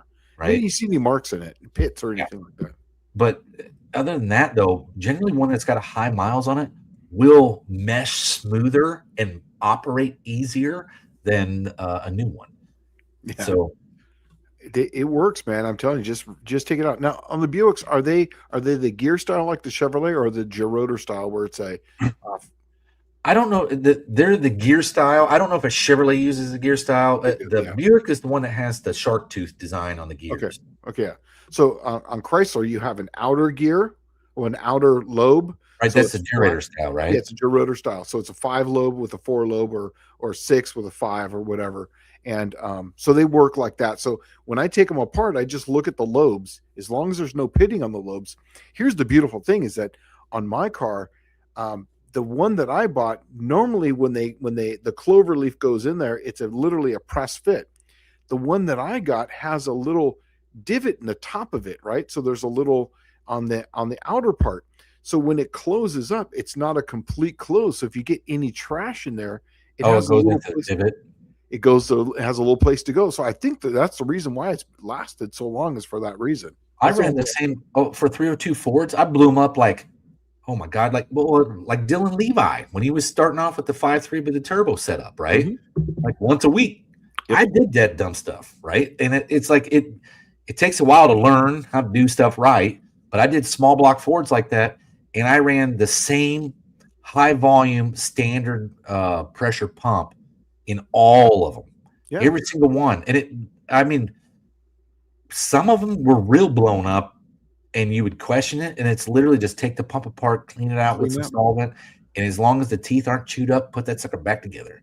Because I blew mine up so fast, it didn't have a chance to put metal and then get sucked back up into the pan. It was working just fine, and then just exploded, and the pump just stopped turning. Well, the small block Ford, you're actually kind of lucky because it's got so little stroke that it has so much leverage on the crank that generally the engine stops. Right, like when you blow them up good, they stop running. Yeah, most of the time. Okay, and they stop expeditiously. It just depends how much nitrous you're feeding the other 7 cylinders. Okay, Blue Creek Garage has a good question here. Aren't windage trays and crank scrapers hard on flat tappet cams? I just got my cam from Alex So, and it had warnings not to use a windage tray. On some of them, that is correct. He is absolutely correct.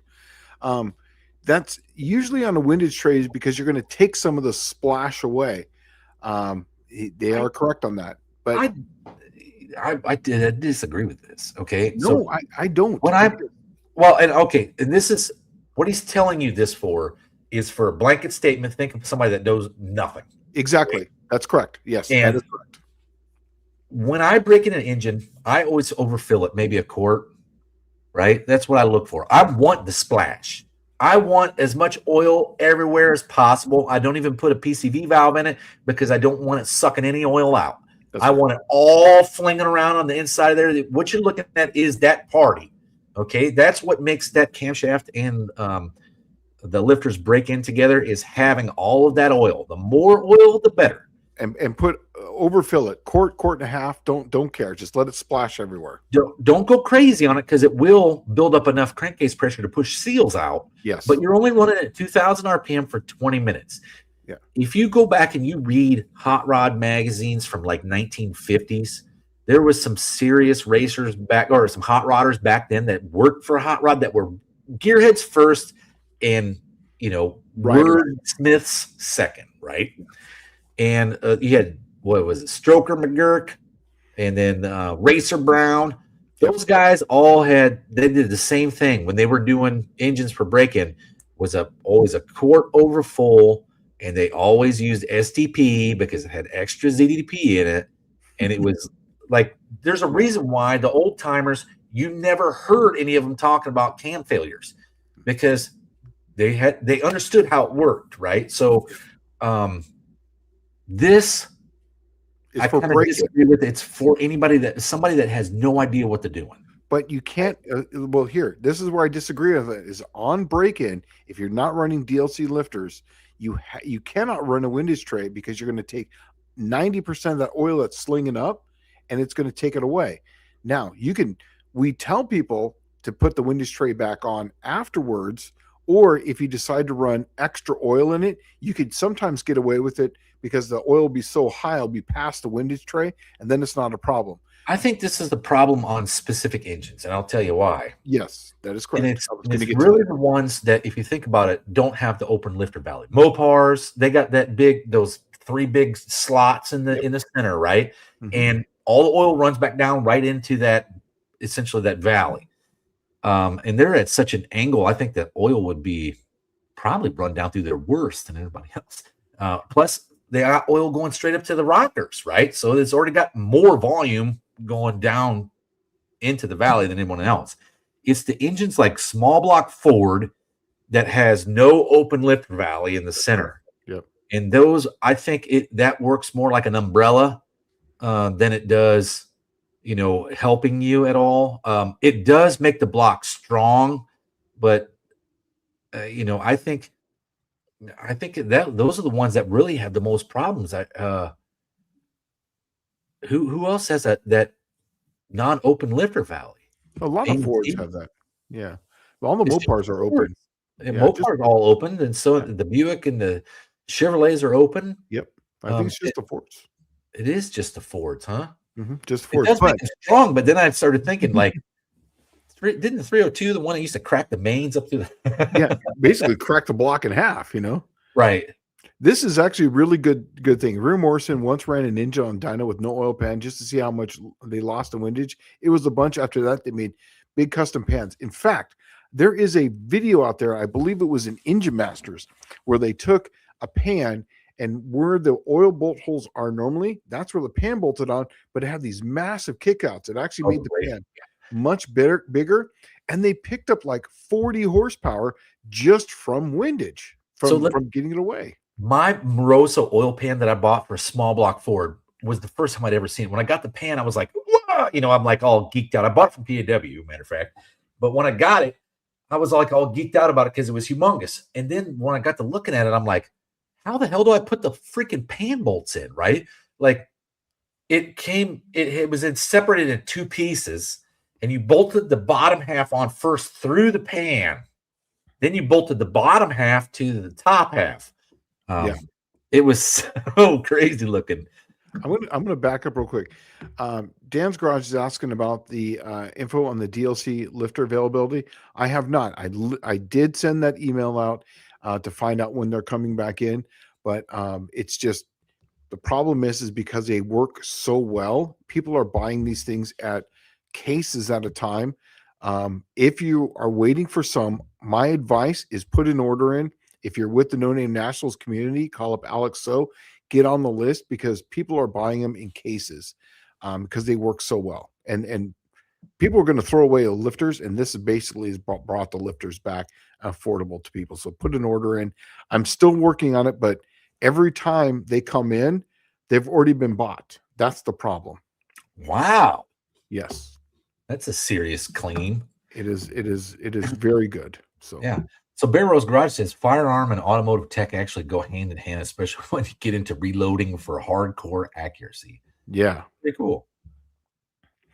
Yeah, 100,000 oil pump will rob infinitesimally less power. Yes, but here's the thing: is whenever I blueprint a pump, I can take my oil pump that's just as good on my car, that's been running for and a brand new one, and they literally have the same amount because I have a little test gauge, and I put I put Lucas oil in there, and I test it just to see how much drag it has on it, and that's my. I'm not going to tell you how much because that's one of my little secrets, but I do test for that. Because on a Chrysler, it's a 5/16 hex head.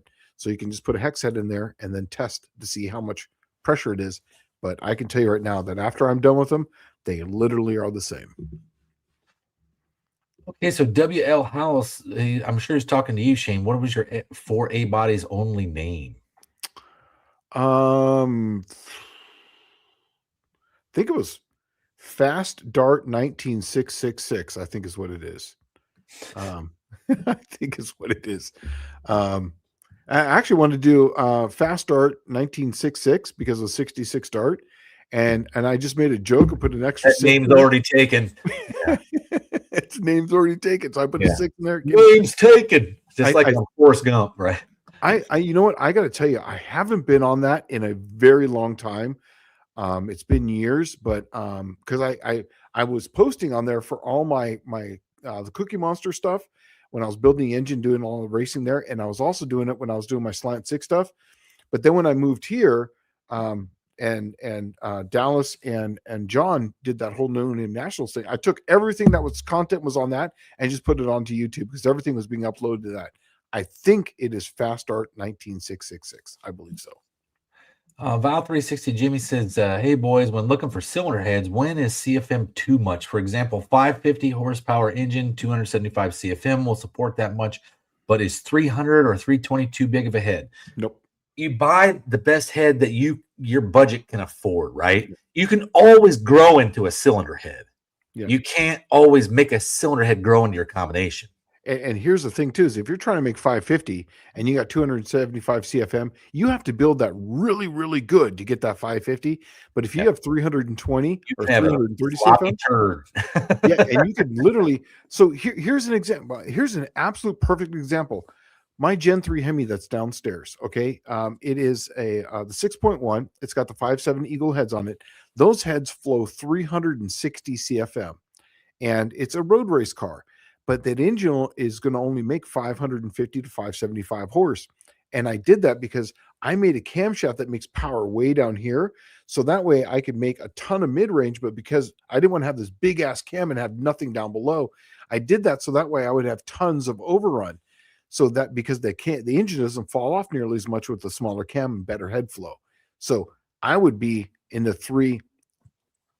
for that, something like that, 550, I would be looking at maybe a 350 CFM or 340 CFM personally, because that way you can have a smaller cam and you'll make much more power down here and you don't have to RPM near as much. And typically you have to camshaft to compensate for crappy head flow. This way you don't have to do that. You do it the other way around. Yeah, that's right.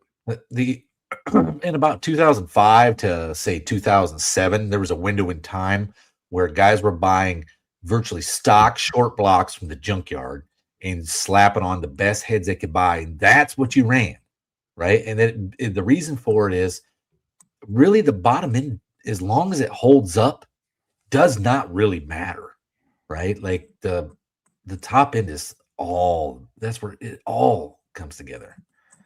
You can make the most meager bottom end work. And what's good about some of those low compression turds that you get the bottom end and you put the big heads on is that you can still run fairly inexpensive gas in those combos. I'm going to jump ahead real quick, just for something, and then I'm going to come back to so that way we're not here because we're on topic. Sure. Dan's Garage saying, "Thanks, Shane. I'll wait to hear back from you. Kind of complicated to hear for me to order from Canada. Comp doesn't ship to Canada, so I have to wait for Summit to get in stock. Summit is one of our biggest buyers in bulk, so a lot of people are buying them for that exact reason. So if you've already got an order with Summit, then when they buy in bulk from us, you will be filled. So make sure that your order is in already with Summit because that puts you on the list. I'm just getting you there. Fab Race Mod Repeat runs a speed shop out of Chesapeake, Virginia, and I think he has a Comp Cams account or Edelbrock account.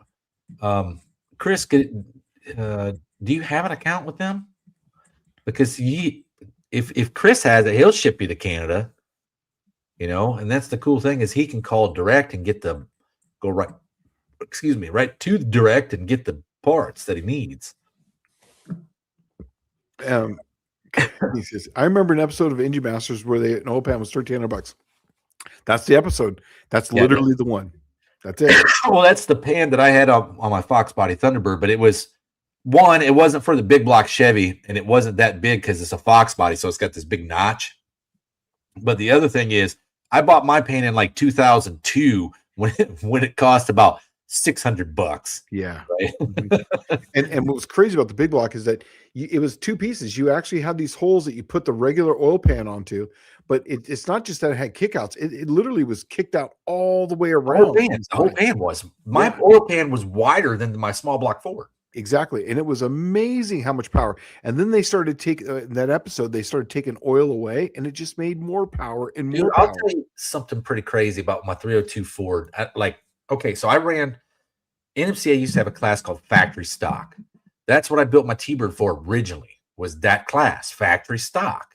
So you had to run factory part number rockers, you had to run factory part number camshaft, you had to run factory part number heads and intake manifold, and none of this NASCAR stuff was allowed, right? It had to be mass production factory stuff. They allowed you to run a Ford letter cam. So the letter cam of choice was the E-cam. Mm-hmm. And what guys used to do was put the 1.7 Cobra roller rockers on the E-cam and a regular 302 because you couldn't be any bigger than 306 cubes. 302 would rev to like 6,500 with that combo, $7,000. It would just sing and it was so happy. But we ended up taking the E-cam and sent it to Comp and have a custom cam ground with the same profile, right? You pick the exact same numbers that Ford advertises, and when it's all said and done, you become a smartass about it, and you write E303, like the Ford part number on the back of the cam, by Comp Cams. Right. And that's what we used to do is that camshaft because it's the same profile. Mm-hmm. But the thing was, it was consistent and it was on a billet blank, so it wouldn't flex. Exactly. And that was the problem with the cast cam. Well, when we started doing that, I had that camshaft, a set of 1.7 rockers, the GT40P unported heads with stainless steel swirl polished valves. Okay. A Cobra intake manifold and a set of mid-length headers, right? That combo with that oil pan made 400 horse at the rear wheels, right? And I was at what is the Ford guys in Illinois, Clinton, Illinois? Anderson Ford. I was at Anderson Ford on their dyno, and Rick Anderson was like, dude, I don't know how you're getting 400 horse at the wheels with the 302. And I'm like, dude, it's just every little thing. And I said, that pan was worth I think 50 horsepower. Oh yeah, easily. I agree. I always, whenever you talk about the E-cam specs, I always think I know them, but the E303 cam, that is 220 with a 498 lift on a 110 LSA. Uh-huh. It's not very wild. No, it's but on a 302 on a 302 engine, that's pretty good sized. It's healthy. Yeah. It's healthy. I mean, you got it in there when you start it up. Yeah. But Dizzy's saying something here. Mobile One announces Mobile One Classic has extra zinc, etc. for old engines. I just go get the Valvoline, the VR1. It's good stuff. It works just fine. Let's see if anyone here. Oh yeah. People swore by Anderson cams. I never. It's one thing I never really, because I grew up in Southern California, man. There was really you had JBA. JBA was the big one out there. Yeah, exactly. Yeah. These Anderson guys, like when I was a kid, all right. So I grew up at the same racetrack they raced at on the weekends, right? They would run NHRA stuff. They had a modified production Maverick, or was it a Comet? I think it was a Maverick, and it had a Boss 302 in it, and that sucker, like, it was like B modified production car, so it was a small block car, and they would go up. It's a stick, go up to the line, and literally rev that thing up to like 12,000 RPM and dump the clutch, and it was so cool to watch that thing. This is really funny, and I all of a sudden want to spend $600 on an oil pan. I'm telling you, these are the little things that pick up the power, and this is where, like on those recipes that I have that I give to people, there is so much in there that I don't show that makes the power. Like if you just throw the recipe together, you'll probably get in the 440, 430 range. But that extra 30 horsepower, that's the oil pan, that's the oiling tricks, that's the windage trade, that's the crank scraper, that's everything. I got an idea. We got 18 minutes left. Yeah. 18 minutes. Okay, so is that right? Yeah, 18 minutes. In 18 minutes, me and Shane will tell everybody in here, I guarantee you I can make 40 more horsepower on anybody's car in here with just basic, simple things that people don't think about. Exactly. Okay? All right. And I'll just throw one out. I'll get us rolling. And then you throw something else out, Shane. All right. So, I mean, we've already talked about the oil pan, so we'll just get it going with the oil pan. Sure. Right. And then I would say if you have a 195 thermostat, put a 180-degree thermostat in it. Yes. Okay. I would take the fan off, put an electric fan on there. All right. When you go to the track, if you have a serpentine system, run a short belt and bypass the power steering. Right. Take 1 quart of oil out of the engine. You can do that too. That's simple. All right. If it says gap your plugs at 45 thousandths, go to 55 thousandths. Go 1 heat range less. Okay. And these are all the little things that no one, like, simple. You get hurt here or there, but when you start adding them all up, I'm telling you, it will equal serious horsepower. Here's another one too. That we're talking about, that heat. As simple as just putting a spacer underneath the carburetor. Not only does it keep the carburetor cooler, it adds more plenum volume. And what we've just told you right now, that's probably another realistically 25 to 30 horsepower easily right there, just in those little things that we told you. And that's stuff you can do. I'm just going to keep going because I like this idea, like these little tricks. All right. So if you're running dual exhaust, put an X pipe in. Oh yeah, exactly. Here's a simple one. Just take the jack and all the stuff out of it and pile it on the corner. Yeah. Oh, and somebody was asking earlier about I think it was Tom Brown, and we blew past the question, but he asked about spare tire. Okay, if you're running a Fox body Ford, convert it to 5-lug, 5-on-4.5, and go to a Lincoln and get the spare tire out of the Lincoln. It's aluminum wheel. Yeah. Okay. Yeah. Here's a simple one. Over pressurize your front tires. Go from 32 pounds to 50 psi. That's a big one. Yeah. Let's see what else. Okay, if you got a Quadrajet carburetor and you don't have your lid flipped upside down, that's 15 horse. I was going to say take the air cleaner off, or just take the air cleaner off too. You can completely take it off. Just take the air cleaner off. But yeah, little that right there is probably another 40. What we just gave you now, the tire is not going to give you any. That's just going to give you more mile an hour, just less rolling resistance. So that's technically going to make more power. It's just going to have a better end effect. Yeah. A racer race is a carb spacer would be worth 300 horsepower if it has tubes in it. Oh, I agree with you 100%. I'm telling you, and if it's the correct one that I just released in PRI, you got 2 stages of that because that's only a 1-inch now spacer that could probably do 600 because you can go 300, 300. So just saying, Yeah. Did I heard that you said Cope is in here? Yeah, Cope is in here. He said that get a better driver. I was going to say that one too. I'll tell you one that actually works, but a lot of tracks frown upon it. Run your fuel line through a cool can. And the old school one used to be filled with ice. Mm-hmm. It would sweat all over the track and drip all over the track. But in today's day and age, step it up, throw some dry ice in there, and cool that fuel down. What's funny about this is that when we were match racing, Dallas came over before the first race or whatever, and he saw that I had my gas can sitting in a big cooler. Oh, and there was, yeah. You remember you came over and like you saw. Oh no, that's right. You saw me. I had a cool can. I was cycling the fuel through my. You had a fuel pump that you were running it through a cooler. Yeah, so I was running the fuel that was in the fuel in the tank, the cell, right? And I was running, and I had this little thing I could hook on there, and it went right onto my battery, and it would just cycle the water, the fuel through this can, and it would come out ice cold, and that fuel was like 30 degrees. It really made a difference because big carburetor and the cooling effect. And then Dallas goes, "That's a good idea," and he walked over there and just put his fuel. A whole 5-gallon fuel can in the cooler.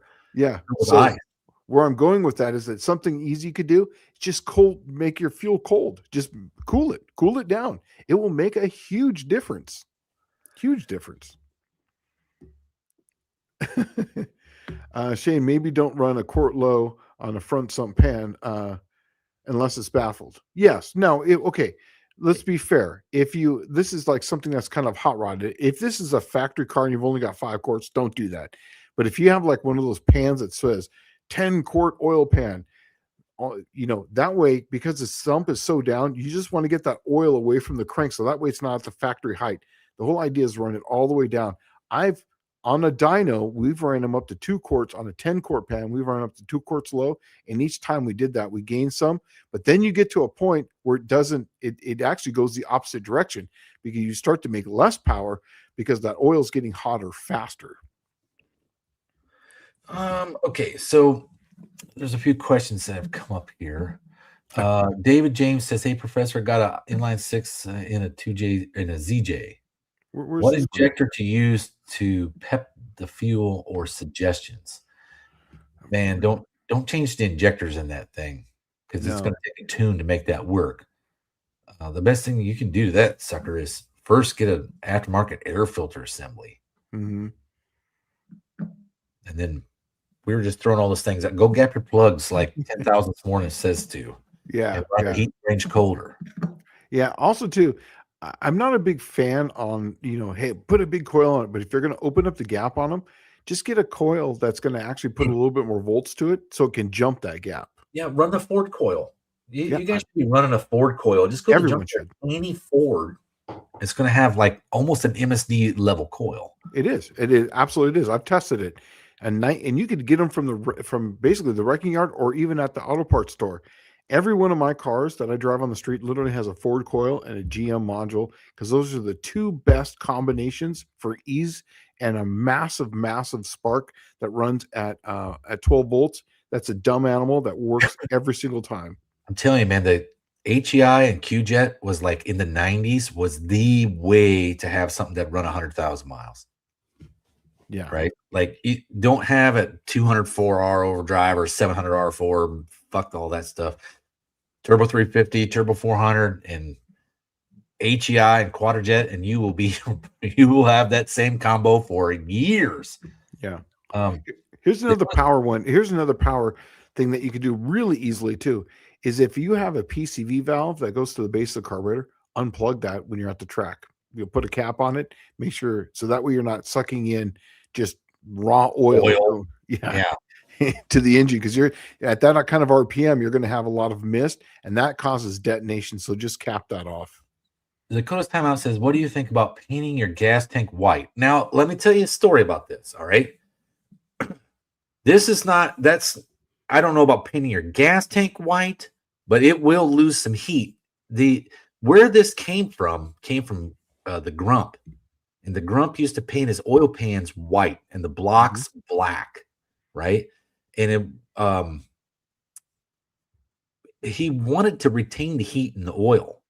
That's right. And he wanted the block to dissipate the heat from the engine. Okay. That's why if you go look at my super stock Buick, it's got a white oil pan, a black block, and then the Buick red cylinder heads and intake manifold. And I get asked about it, but it's like those are things. Thermal. Yeah, the thermal relativity of just the color, right, makes it either transfer or receive heat easily. Yeah. And it's just thermal transfer. That's all you're looking at is heat, and really that goes so far, and I've never been able to disprove it, so I just stick to it. And when you're like my super stock Buick was meant to run with the Southeast gassers, you're looking for every single horsepower you can find, right? And that's the kind of stuff you have to do when you look for every single horsepower. Just like if you have a purpose-built drag car and it has a 3-core radiator in it, you're losing out. It needs a 1-core radiator. If it gets hot, shut it off at the end of the track. That's all you need to do. It's really nothing more than that. Here is the perfect one. How much power does a switch pitch add? There it is. 1 hour, 52 minutes, 20 seconds. It adds double. Okay. Hey, man, I got a switch pitch. Okay. 50 horsepower. Double. Otherwise, 25. Shane, when you cool the fuel, are you running more timing to increase power? No. Or does the cool fuel make the power on its own? Yes, because it cools it down so much more. So basically your inlet temperatures are going to go down probably whatever that exact delta. So if you had say 50 degrees and it went say down, let's just say it went down to like say 30 degrees, and now you're starting at 30 degrees, it's going to go down even that much more. That's the same delta, is what I'm trying to get at. So I just wanted to have a cooler starting point, and then that just means that the air. So if the air is going, let's just say that's what I was talking about. So if the air is say 50 degrees going in here, it's going to be even cooler starting here. And then that way, when you get down to the cylinder, it's going to be still cooler and denser because colder air is denser air. So you're just putting in a colder, denser charge into the combustion chamber. And that's all you're really doing. Well, it works across the board, right? So like, let's say it's 90 degrees outside. The fuel is probably 90 degrees ambient air temperature. And you pour it in there. And if you pull 30 degrees out of that, okay, even if it underneath the carburetor after the Venturi effect has happened and the fuel coming out of the carburetor is like negative 10 degrees, okay, it's going to be 30 degrees cooler than it was to begin with. That's right. So your delta is going to be less. Yeah. Right. So Dakota, explain why colder plugs make more power. Well, it's less prone to detonation. That's all it is. I always start with the coldest plugs that I can, and I work up from there until the plugs start to clean themselves off. Typically, let's just say it's a hot rod, not even a hot rod. Let's just say you're running a Corvette or something, whatever, and the factory plugs in there, and they want a plug in there that's hot enough so that way it cleans itself with heat, and so that way, yeah, for emissions, right? So typically, whatever you go to the auto parts and they say this needs to be an 85 plug, I would just go, let's just say an Autolite 85. I would go an Autolite 84 or 83 because the emission makes it want to run hot. Because I'm going to be putting in on an unnatural state where the thing doesn't want to be all the time, run a cooler plug. It's not that it's going to make more power. It just makes it safer to make more power is what I'm You can just add more timing, right? And then you can add more timing makes more power. Yeah. But as far as it is the fuel. Yeah, that's the end result. But he was asking, how does it make more? How's a cooler plug make more power? The plug itself won't make any more power. It'll technically make more power if you put one step hotter in there. Yes. But you're going to have to back the timing off and then it's literally gonna suck ass. Yeah, So, it's it better to cleans up. put one step colder, add 2 more degrees, and you are making things happen. Yes, right. Indirect Connection says, believe it or not, the Valiant lost almost 1 second by airing the front tires to 60 psi, pulling the air cleaner, loosening the fan belt, and riding the clutch to keep it from bogging. Absolutely. Well, yeah, and you know what? It becomes even more time when the car has minimal power. That's That's right. where you see the huge changes. Yes, but those changes get less and less and less. That's 1 second. So, like in a car that's running, let's say in the sevens, that's probably going to be a couple tenths, if that. So, in the 8.7 in the eighth mile. So, So Colin Tebow saying, why not paint the block white to run cooler? So white, all right, white reflects heat, all right? the colors. That's why it's white. All the colors reflect. So if you think about it, okay, you want the things to retain heat, you want them to be white, right? Because it reflects heat.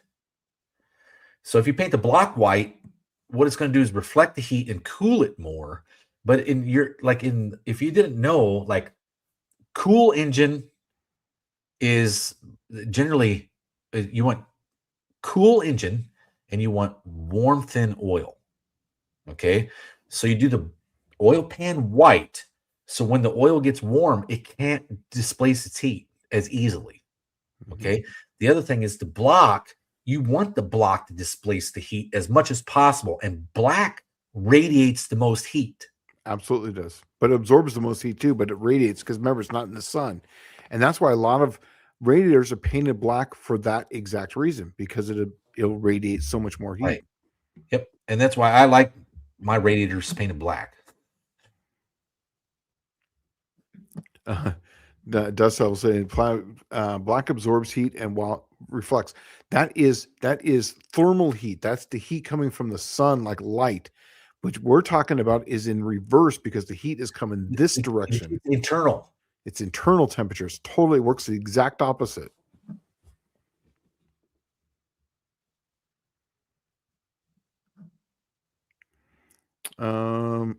Say, oh, and that ugly orange paint kills 50 horsepower because it's ugly. Right. One more time. We haven't talked about it. Please go and donate to WAF Racing. Go to wafracing.com. They're the sponsor. They're the ones that are paying for this. He's a great dude. Go and check him out. If you wanted to donate to us, please don't. Thank you, though. Go donate to WAF Racing and get yourself some really awesome products. And we both have them, and they work awesome. I use them a lot. Well, dude, we're out of here in like just a minute and a half. So, yeah, it went by super fast, huh? Wow, it did. In fact, we were both kind of dragging a little bit when it first started. We're like, I was hoping, come on, cheer me up, man. So yeah, well, and it actually started getting wound up here through this whole live. I'm feeling better about it. Yeah, going through it. But are you gonna have a video? I have. Okay, so I'll tell you what every Monday I'm gonna have a video come out called Mad Scientist Mondays, and it's me trying weird Buick things out that I've never done before. And so the first one, I actually have them scheduled up for the next 3 Mondays.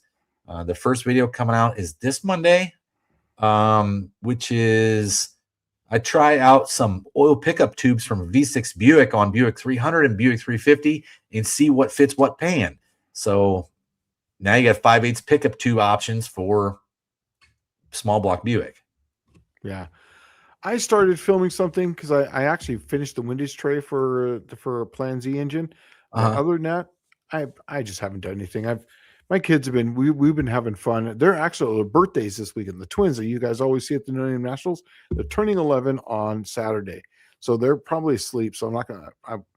I'm taking them out of school, and actually not school, but this weekend we're gonna go.